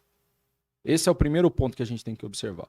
E a gente entende a população como um todo, como a gente também pensa assim, que, pô, por que vai soltar um cara que vai praticar o crime? Né? Ele tá lá na saidinha. Só que é minoria. Sim. Se a gente Foi o que eu pegar falei. numericamente dizendo daqueles caras que fazem a saidinha, é minoria. Mas aí que tá. É porque. Vamos pegar em números para ficar mais fácil o exemplo. Sai 5 mil presos de saidinha, né? A famosa saidinha. 2 cometem crime. Aí parece que os 5 mil cometeram. É. Porque 2 foram divulgados. E como os outros, né? Os outros não foi divulgado, que eles ficaram tranquilaços e não fizeram nada, parece que todo mundo fez. Que é a mesma sensação de impunidade que talvez, ou sobre a progressão de regime que o Thiago tenha. Ah, eu não concordo, eu concordo com a progressão de regime. Tá, por quê? Porque você acha que alivia a pena. Tranquilo, mas não é tão simples. É porque um ou outro que teve acaba fazendo uma cagada. Mas não são todos. E sobre o que você falou, até trazendo um caso prático. Ah, vou lá, vou passar umas férias, ficar uns 6 meses ali, depois eu saio. Aí na prática, a hora que você vai lá visitar, o cara chora na tua frente e fala assim, doutor, manda um beijo pra minha mãe, fala que eu amo ela. Aí na vontade de virar assim, se amasse tua mãe, você não tinha feito cagada, né? Agora eu que tenho que ser o mensageiro? É isso que acontece. Com esse tipo de pessoa. Ah, vou ficar lá, comer de graça. Essa história do beijo aí me lembrou de uma situação que eu vou te perguntar. Por que as mulheres adoram tanto homens que estão presos? Rapaz. Eu não estou dizendo dos psicopatas. Os psicopatas, agora, e isso é verdade. Os psicopatas, eles são adorados. Recebem cartas, pedido de casamento. Porque é o seguinte, dentro da psicopatia, existem algumas qualidades. Habilidades, vai. Do psicopata. O psicopata, ele é o trabalhador perfeito. Ele não tem sentimento, você pode acabar com ele, que para ele foi indiferente. E como ele não tem essa absorção de sentimentos, ele não cansa mentalmente, é o cara perfeito para se trabalhar. Persuasivo. É o cara, ele é persuasivo, ele tem também essa condição de ser charmoso. Não sei por quê.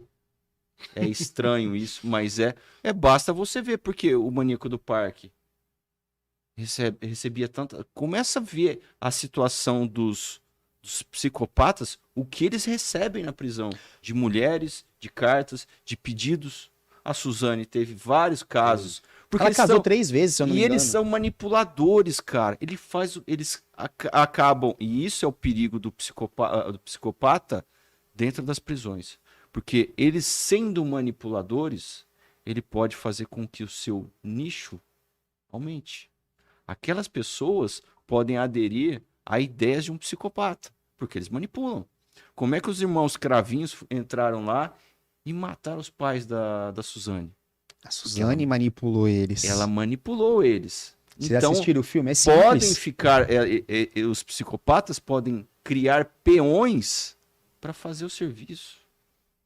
É um negócio, então... Tô sossegado, já diagnostiquei, não sou psicopata. A Suzane falou pro namorado que o pai abusou dela, quando na Rapaz. verdade ele não abusou, pra que ele concordasse.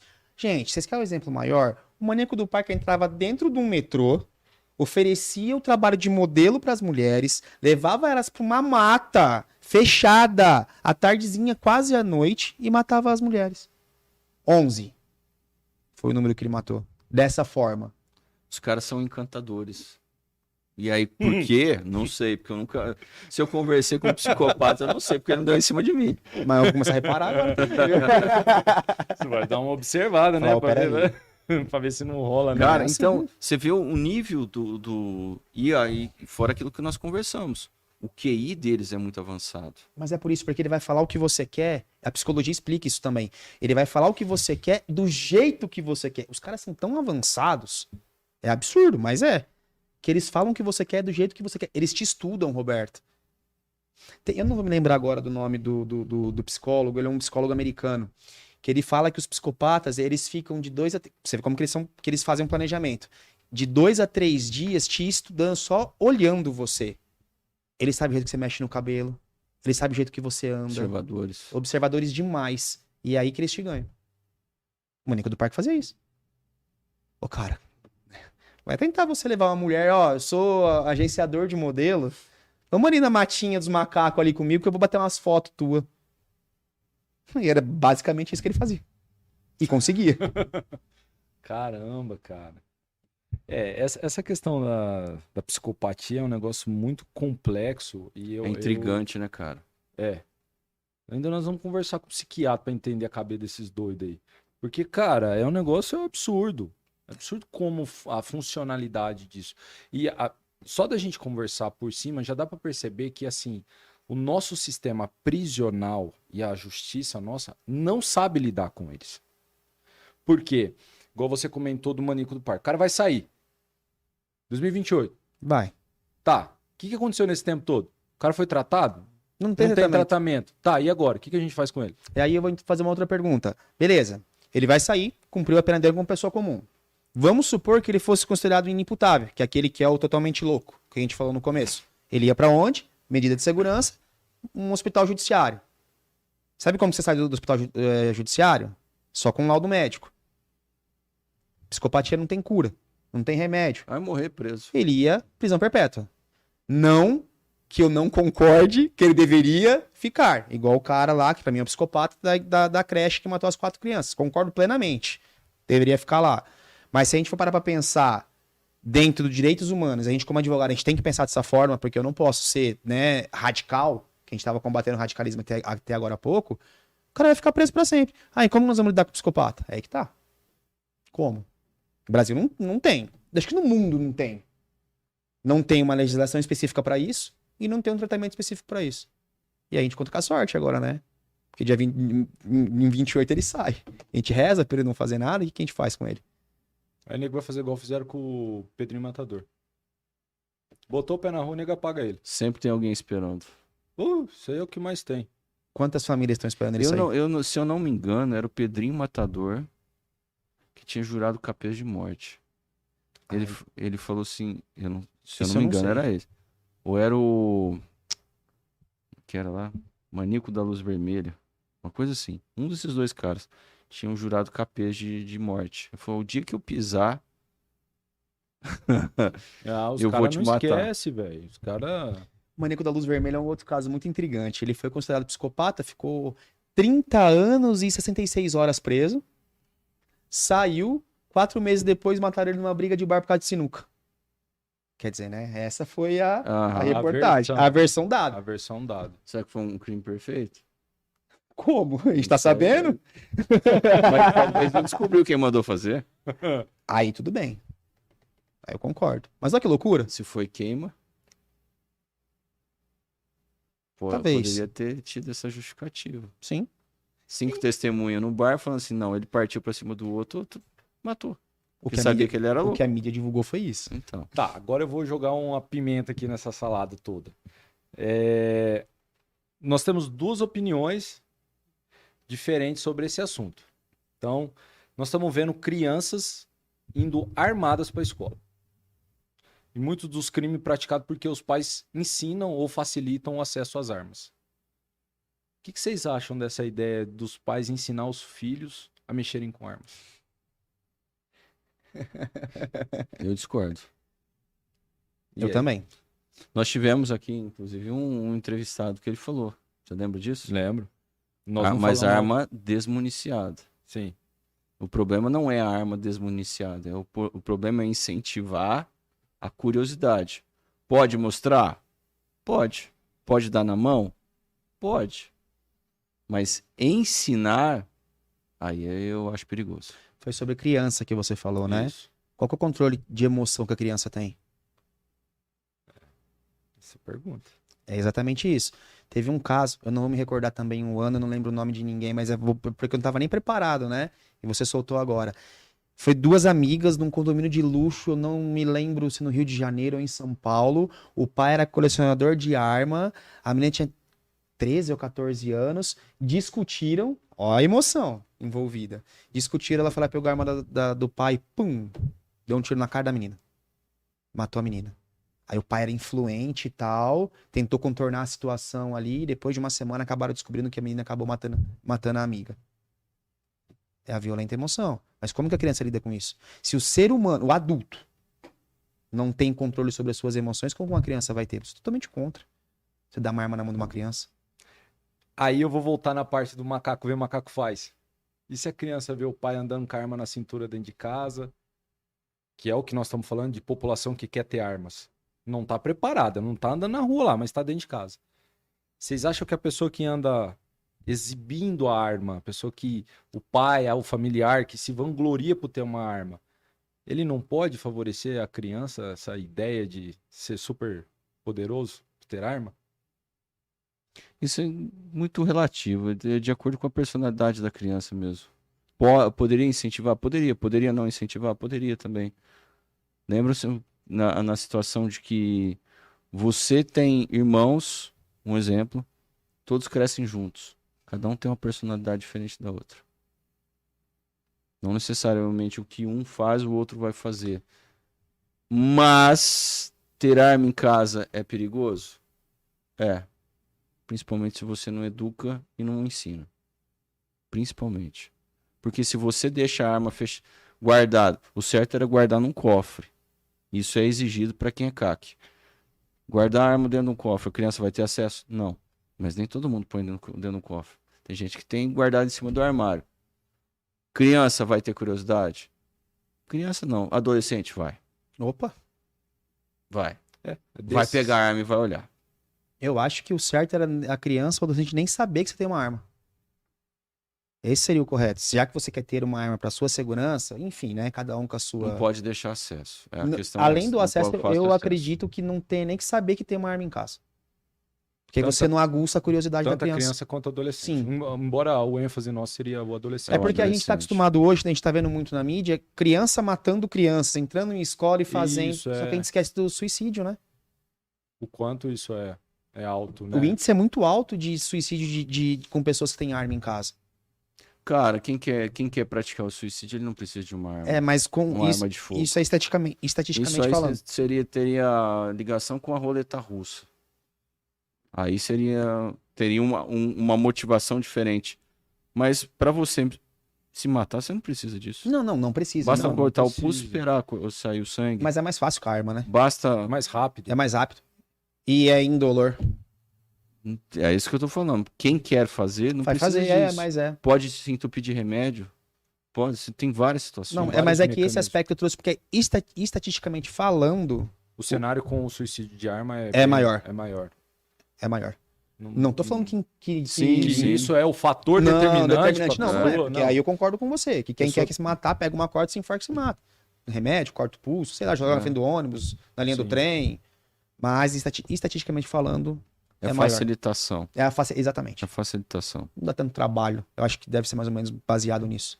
E eu vou até só puxar um outro gancho naquilo que o Fernando comentou lá no começo, sobre os atos do dia 20, que tá rolando. Se a gente vai acontecer ou não, a gente não sabe. Mas é um ponto que eu gostaria da gente pensar um pouco é o que é prudência, o que é pânico. Óbvio que todos nós devemos ser prudentes em todos os tempos. O pânico nesse momento não é bem-vindo. E o que eu daria de exemplo para distinguir pânico de prudência? Prudência. Você pode, sim, certificar se a escola que o seu filho vai tem segurança. Você pode acompanhar ele durante ou designar alguém para levá-lo, caso ele vá sozinho. Você pode olhar as redes sociais dele. Você pode se certificar, mas você não precisa matar o seu filho, ou seja, tirar ele do mundo. A partir de agora você não vai sair na rua. A partir de agora você não vai fazer isso. Limitar a criança.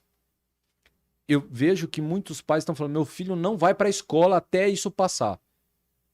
Isso é pânico. Isso não é prudência. Aconteceu com um amigo Prudência é nosso hoje. raciocínio. Só o filho dele tava na escola. Um amigo nosso, conhecido nosso. Ele foi levar o filho dele na escola, só o filho dele foi pra escola. Porque soltou um boato de que ia ter um ataque.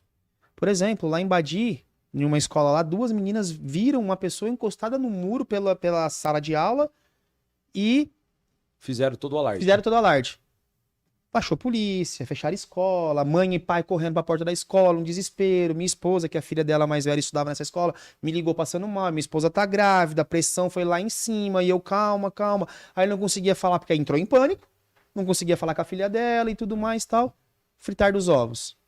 Não tinha nada. Era boato. O pânico ficou instaurado.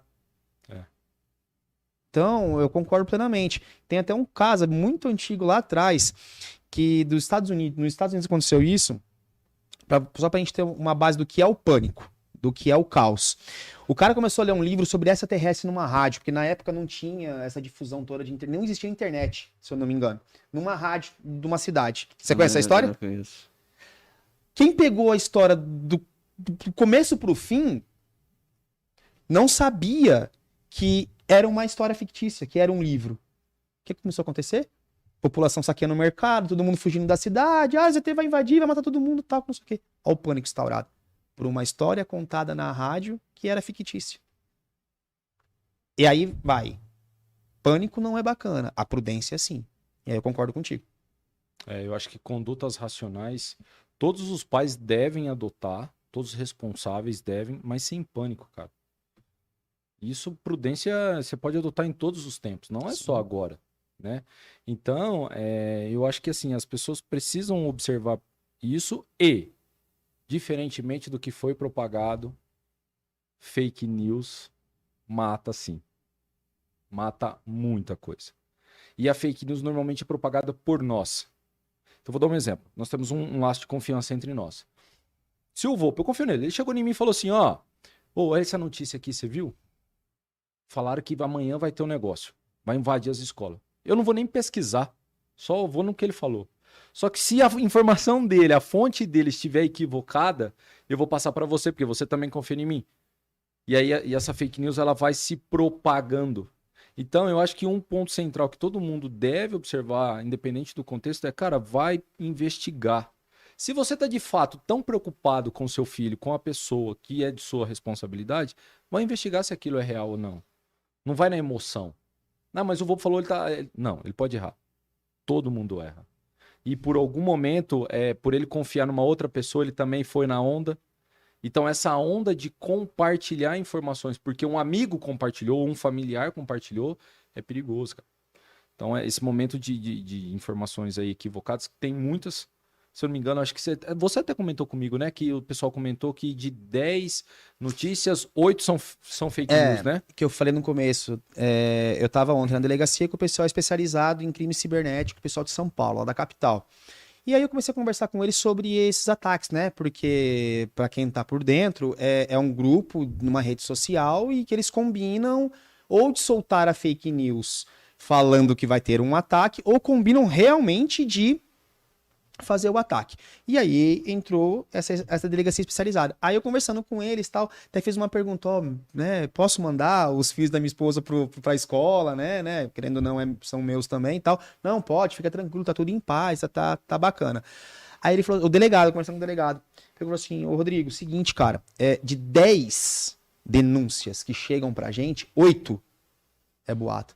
A gente desloca contingente, vai até o local, chega lá, não tem nada. Aí é a fake news. E qual que é o grande problema da fake news e por que que ninguém dá moral pra fake news? Politizar a fake news. Virou algo de política. E aí, como ficou polarizado nessa última eleição, né? Essa história, não, é coisa da direita, é coisa da esquerda, não, amigão. A fake news, ela prejudica os dois lados. E a gente tem que tomar muito cuidado com isso. Isso é um ponto aí que vale reflexão. Só pegar aqui algumas perguntas aqui, o pessoal participou bastante. Fernando, você consegue enxergar aí? Eu consigo. Vai aí, que você é o menino do nosso chat. Vamos lá do começo, então.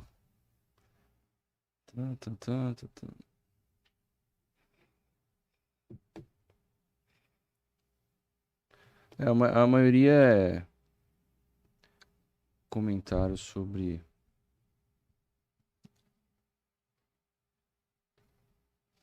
Vamos ver aqui. A maioria são opiniões, né? Aqui, ó. Até a esposa do Rodrigo fez a pergunta, me respeita, Brasil. É Grace, é Grace. Grace, É Grace. ela pôs a seguinte pergunta. A pergunta é: não estamos em guerra? Pois está seguindo padrão movimento em redes sociais para essa barbárie. Quando você comentou, Fernanda, eu me recordo, você fala que a nossa Constituição só permite casos de morte em estado de guerra. Trazendo isso para um contexto, estaria a Constituição permitindo guerras, né? Eu até vou pegar a liberdade aqui para poder explicar um pouco sobre o que eu entendo nessa situação, Grace. A guerra, quando a gente fala no sentido da lei da Constituição, nós estamos falando de uma guerra militar, nós estamos falando de um negócio mais drástico entre o Estado brasileiro e alguém de fora, né? Uma guerra interna, eu não olharia por essa forma. Por quê? A guerra interna sempre existiu. A guerra civil, A guerra civil sempre existiu. Sim, concordo. Então, dentro da lei, quando se fala em direito de matar, né, num estado de guerra, numa condição de guerra... Ou a lesa da pátria também seria um outro motivo para matar, quando você trai a tua nação. Isso, seria dentro desse cenário, né? Vamos falar assim, externamente, não um problema interno. Porque senão nós teríamos um problema, né? Tudo deveria motivo para matar. Exatamente. E aí? Você Esse vai seria o ponto. radicalizar nesse ponto? É perigoso, né? Então... E temos que lembrar que a Constituição preserva, é uma cláusula pétrea, é indiscutível. Para quem não sabe que a cláusula pétrea é uma cláusula indiscutível, o direito à vida. É por isso que não tem pena de morte no Brasil. Uhum. Aí não dá, porque senão vira o que a gente chama de carne de vaca, né? Aí vira, né? Fica um negócio complicado. A guerra que é permitida pela Constituição é a guerra declarada contra outro país, né? Sim. Tem a pergunta que o Júnior fez. Não, tem uma pergunta legal aqui, que o Kaique fez. Pode parecer uma pergunta boba, mas o psicopata sabe que ele é psicopata? Sabe. Só que ele não se importa. Mais uma vez, nós vamos cair sempre na falta de emoção do psicopata. Ele sabe que, o Kaique, ele sabe que ele é psicopata. Só que, assim, não é uma... É como se fosse uma compulsão. Ele sabe, porque ele tem o discernimento da realidade. Ele sabe que ele é psicopata, só que aquilo é mais forte do que ele. E geralmente a lei é um obstáculo que ele precisa ultrapassar. Então, mas ele sabe sim, esperando a tua pergunta, ele sabe que ele é um psicopata. É uma situação aí que vale a reflexão. Caminhando aqui para um final, Rodrigo, sobre esse tema que a gente trouxe de conscientização, questão criminal, a gente poderia chegar a algumas conclusões de que o psicopata, ele responde criminalmente pelos seus atos. Sim. Tá? Ele não está impune nesse ponto. Sim. Poderíamos também dizer que, a depender da doença mental, a pessoa pode sim responder ou não. Sim. O que depende, caso a caso, a análise de um laudo, de um psicólogo, do psiquiatra e tal, para poder chegar a essa conclusão. E aí, chegando mais para o final dessa linha de raciocínio, eu te perguntaria o seguinte: nós temos o cara doente, o laudo, a condenação. Aonde esse cara vai ficar preso? Na prática, na teoria, ele teria que ir para um hospital psiquiátrico. Um hospital judiciário. Tá, existe isso no Brasil? Existe. Nós temos no Rio de Janeiro, nós temos os mais famosos, os mais conhecidos, que eu tenho conhecimento. Um no Rio de Janeiro, um em Porto Alegre, um em Taubaté e um em Franco da Rocha. Inclusive, o de Taubaté é onde o Adélio Bispo, que foi o rapaz que deu a facada no ex-presidente do Brasil, no Bolsonaro, ele tá lá. Foi atestado que ele tem insanidade mental e ele tá em Taubaté, num hospital judiciário. Tem um outro nome técnico agora para o hospital que eu não me recordo. Hospital de Custódia. Hospital de Custódia e Tratamento Psiquiátrico. Ele tá em Taubaté, o Adélio Bispo. Então eles ficam lá. Não ficam misturados com outros... Vamos supor que não é uma clínica particular ou do estado onde pessoas que são consideradas esquizofrênicos ou com problema mental ficam junto com os presos. Não. É uma instituição, é por isso que é um É hospital. específico para os casos envolvendo De- condenação criminal Isso, na justiça e tal. vão por doentes mentais que cometeram delitos. Trazer para o nosso contexto um exemplo. O cara que fosse condenado aqui em Rio Preto, ele não iria para o Bezerra. Não. Foi até uma dúvida que a gente teve à tarde, né? E eu fui pesquisar. Não. O Bezerra, ele é Um hospital público para pessoas com doença mental. O cara que comete um crime e é portador de uma doença mental, eu não sei qual que é mais próximo aqui, se é Franco da Rocha ou Taubaté, ou se tem algum outro hospital psiquiátrico que eu não conheço, mas vamos supor que ele iria para Taubaté ou para Franco da Rocha, que eu acho que Franco da Rocha é mais próximo daqui. Seria Ele vai isso. encaminhado para lá. Isso. Legal. Só Deus sabe quando ele vai sair. Ou se vai sair. Ou se vai sair, né? É isso. Exatamente. Vira uma. Teve uma reportagem, eu não vou lembrar onde foi, mas eu acho que foi no Estadão. Quando foi, na verdade? Mais de 5 mil. 5 mil. E também não é presos ao termo também, eu não me recordo. Que estão lá, que eram para ser laudados de novamente, para ver se tem condições de sair, ou que foram laudados e que foi constatado que eles tinham o direito de saírem de lá e ainda continuam lá. É. Então vira uma prisão perpétua.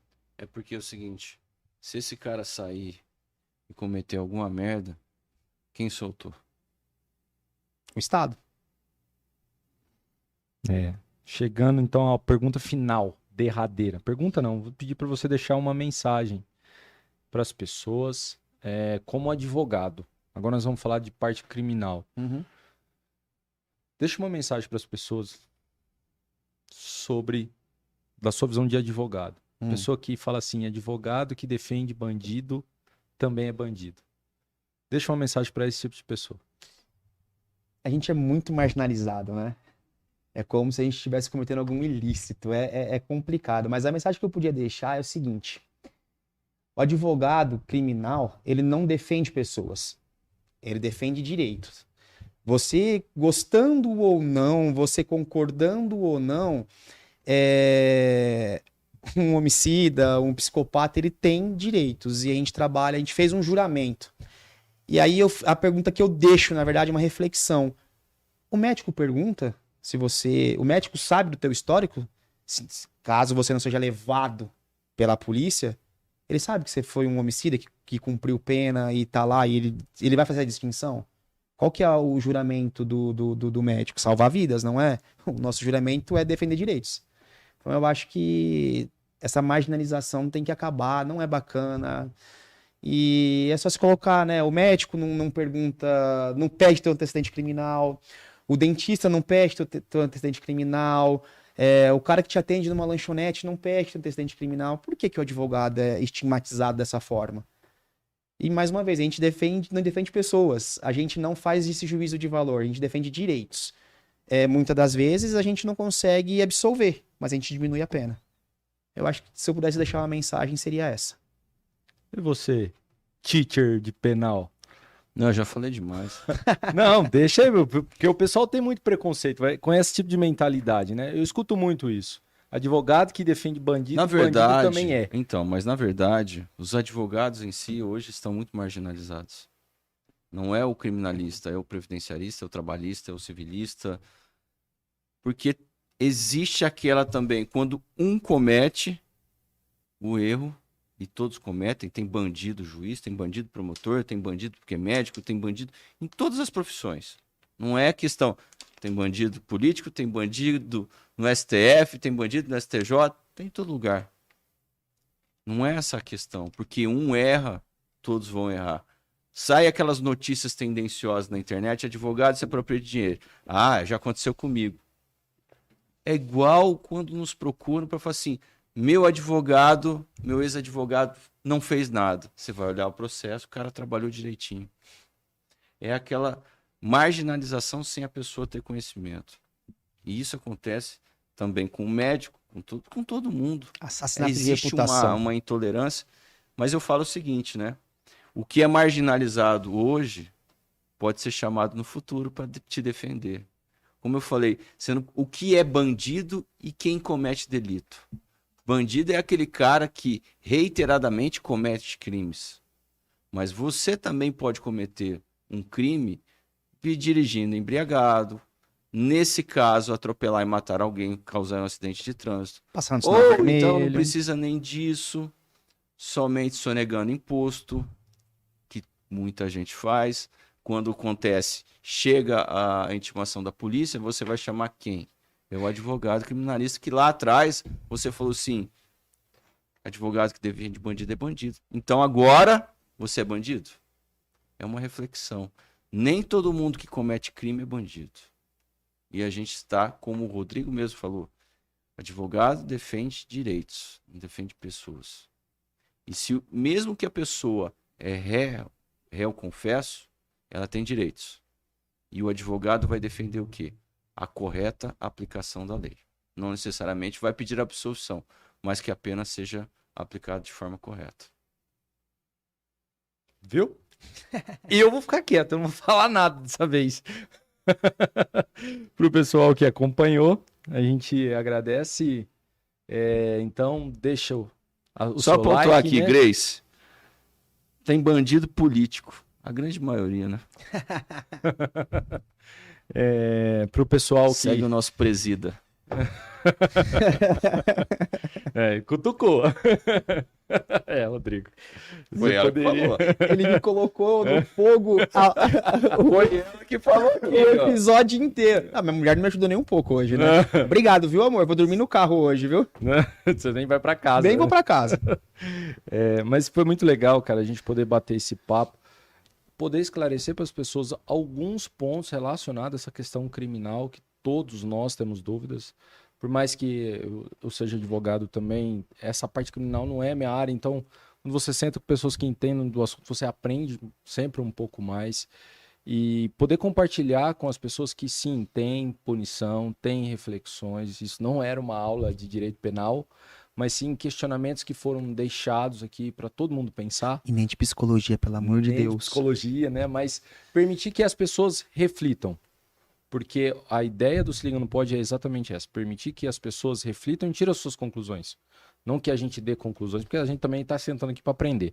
Então, obrigado a todos aí que participaram, que passou aqui, deixou o like, deixou o comentário, mensagem de incentivo, sua família esteve presente.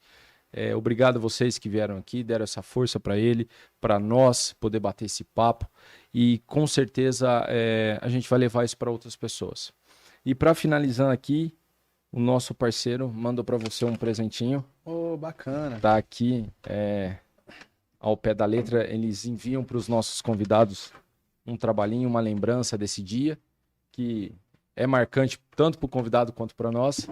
A gente teve essa oportunidade de bater um papo, então fica o nosso agradecimento, Rodrigo. Eu pedi para fazer vermelho, mas não deu tempo. Não, tudo bem, não tem problema, não. Isso é piada interna. Já ficou externa, né?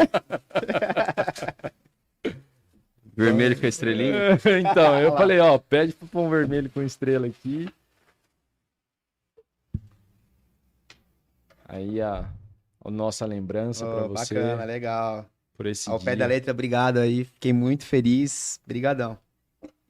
Tá aí por compartilhar pessoal. um pouquinho com nós. Bacana, trabalho bonito. Bacana. A semana que vem estaremos aqui no mesmo horário, no mesmo bate-canal.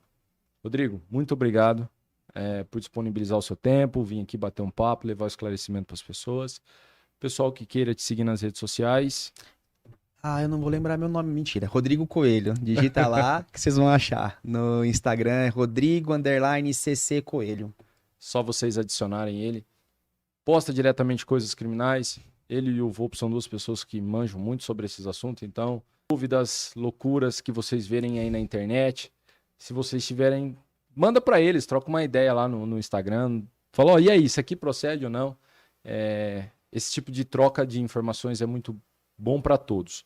Fernando, muito obrigado por mais um episódio. Valeu, até semana que vem. Semana que vem estaremos aqui. Obrigado, Bia, Juninho, que sempre dá uma força para nós aqui no off, que sem eles também não seria possível fazer. Então, semana que vem, quarta-feira, no mesmo horário, no mesmo bate-canal, com conteúdo muito legal. Fiquem atentos que nós vamos compartilhar com vocês. Um abraço, pessoal, e até mais.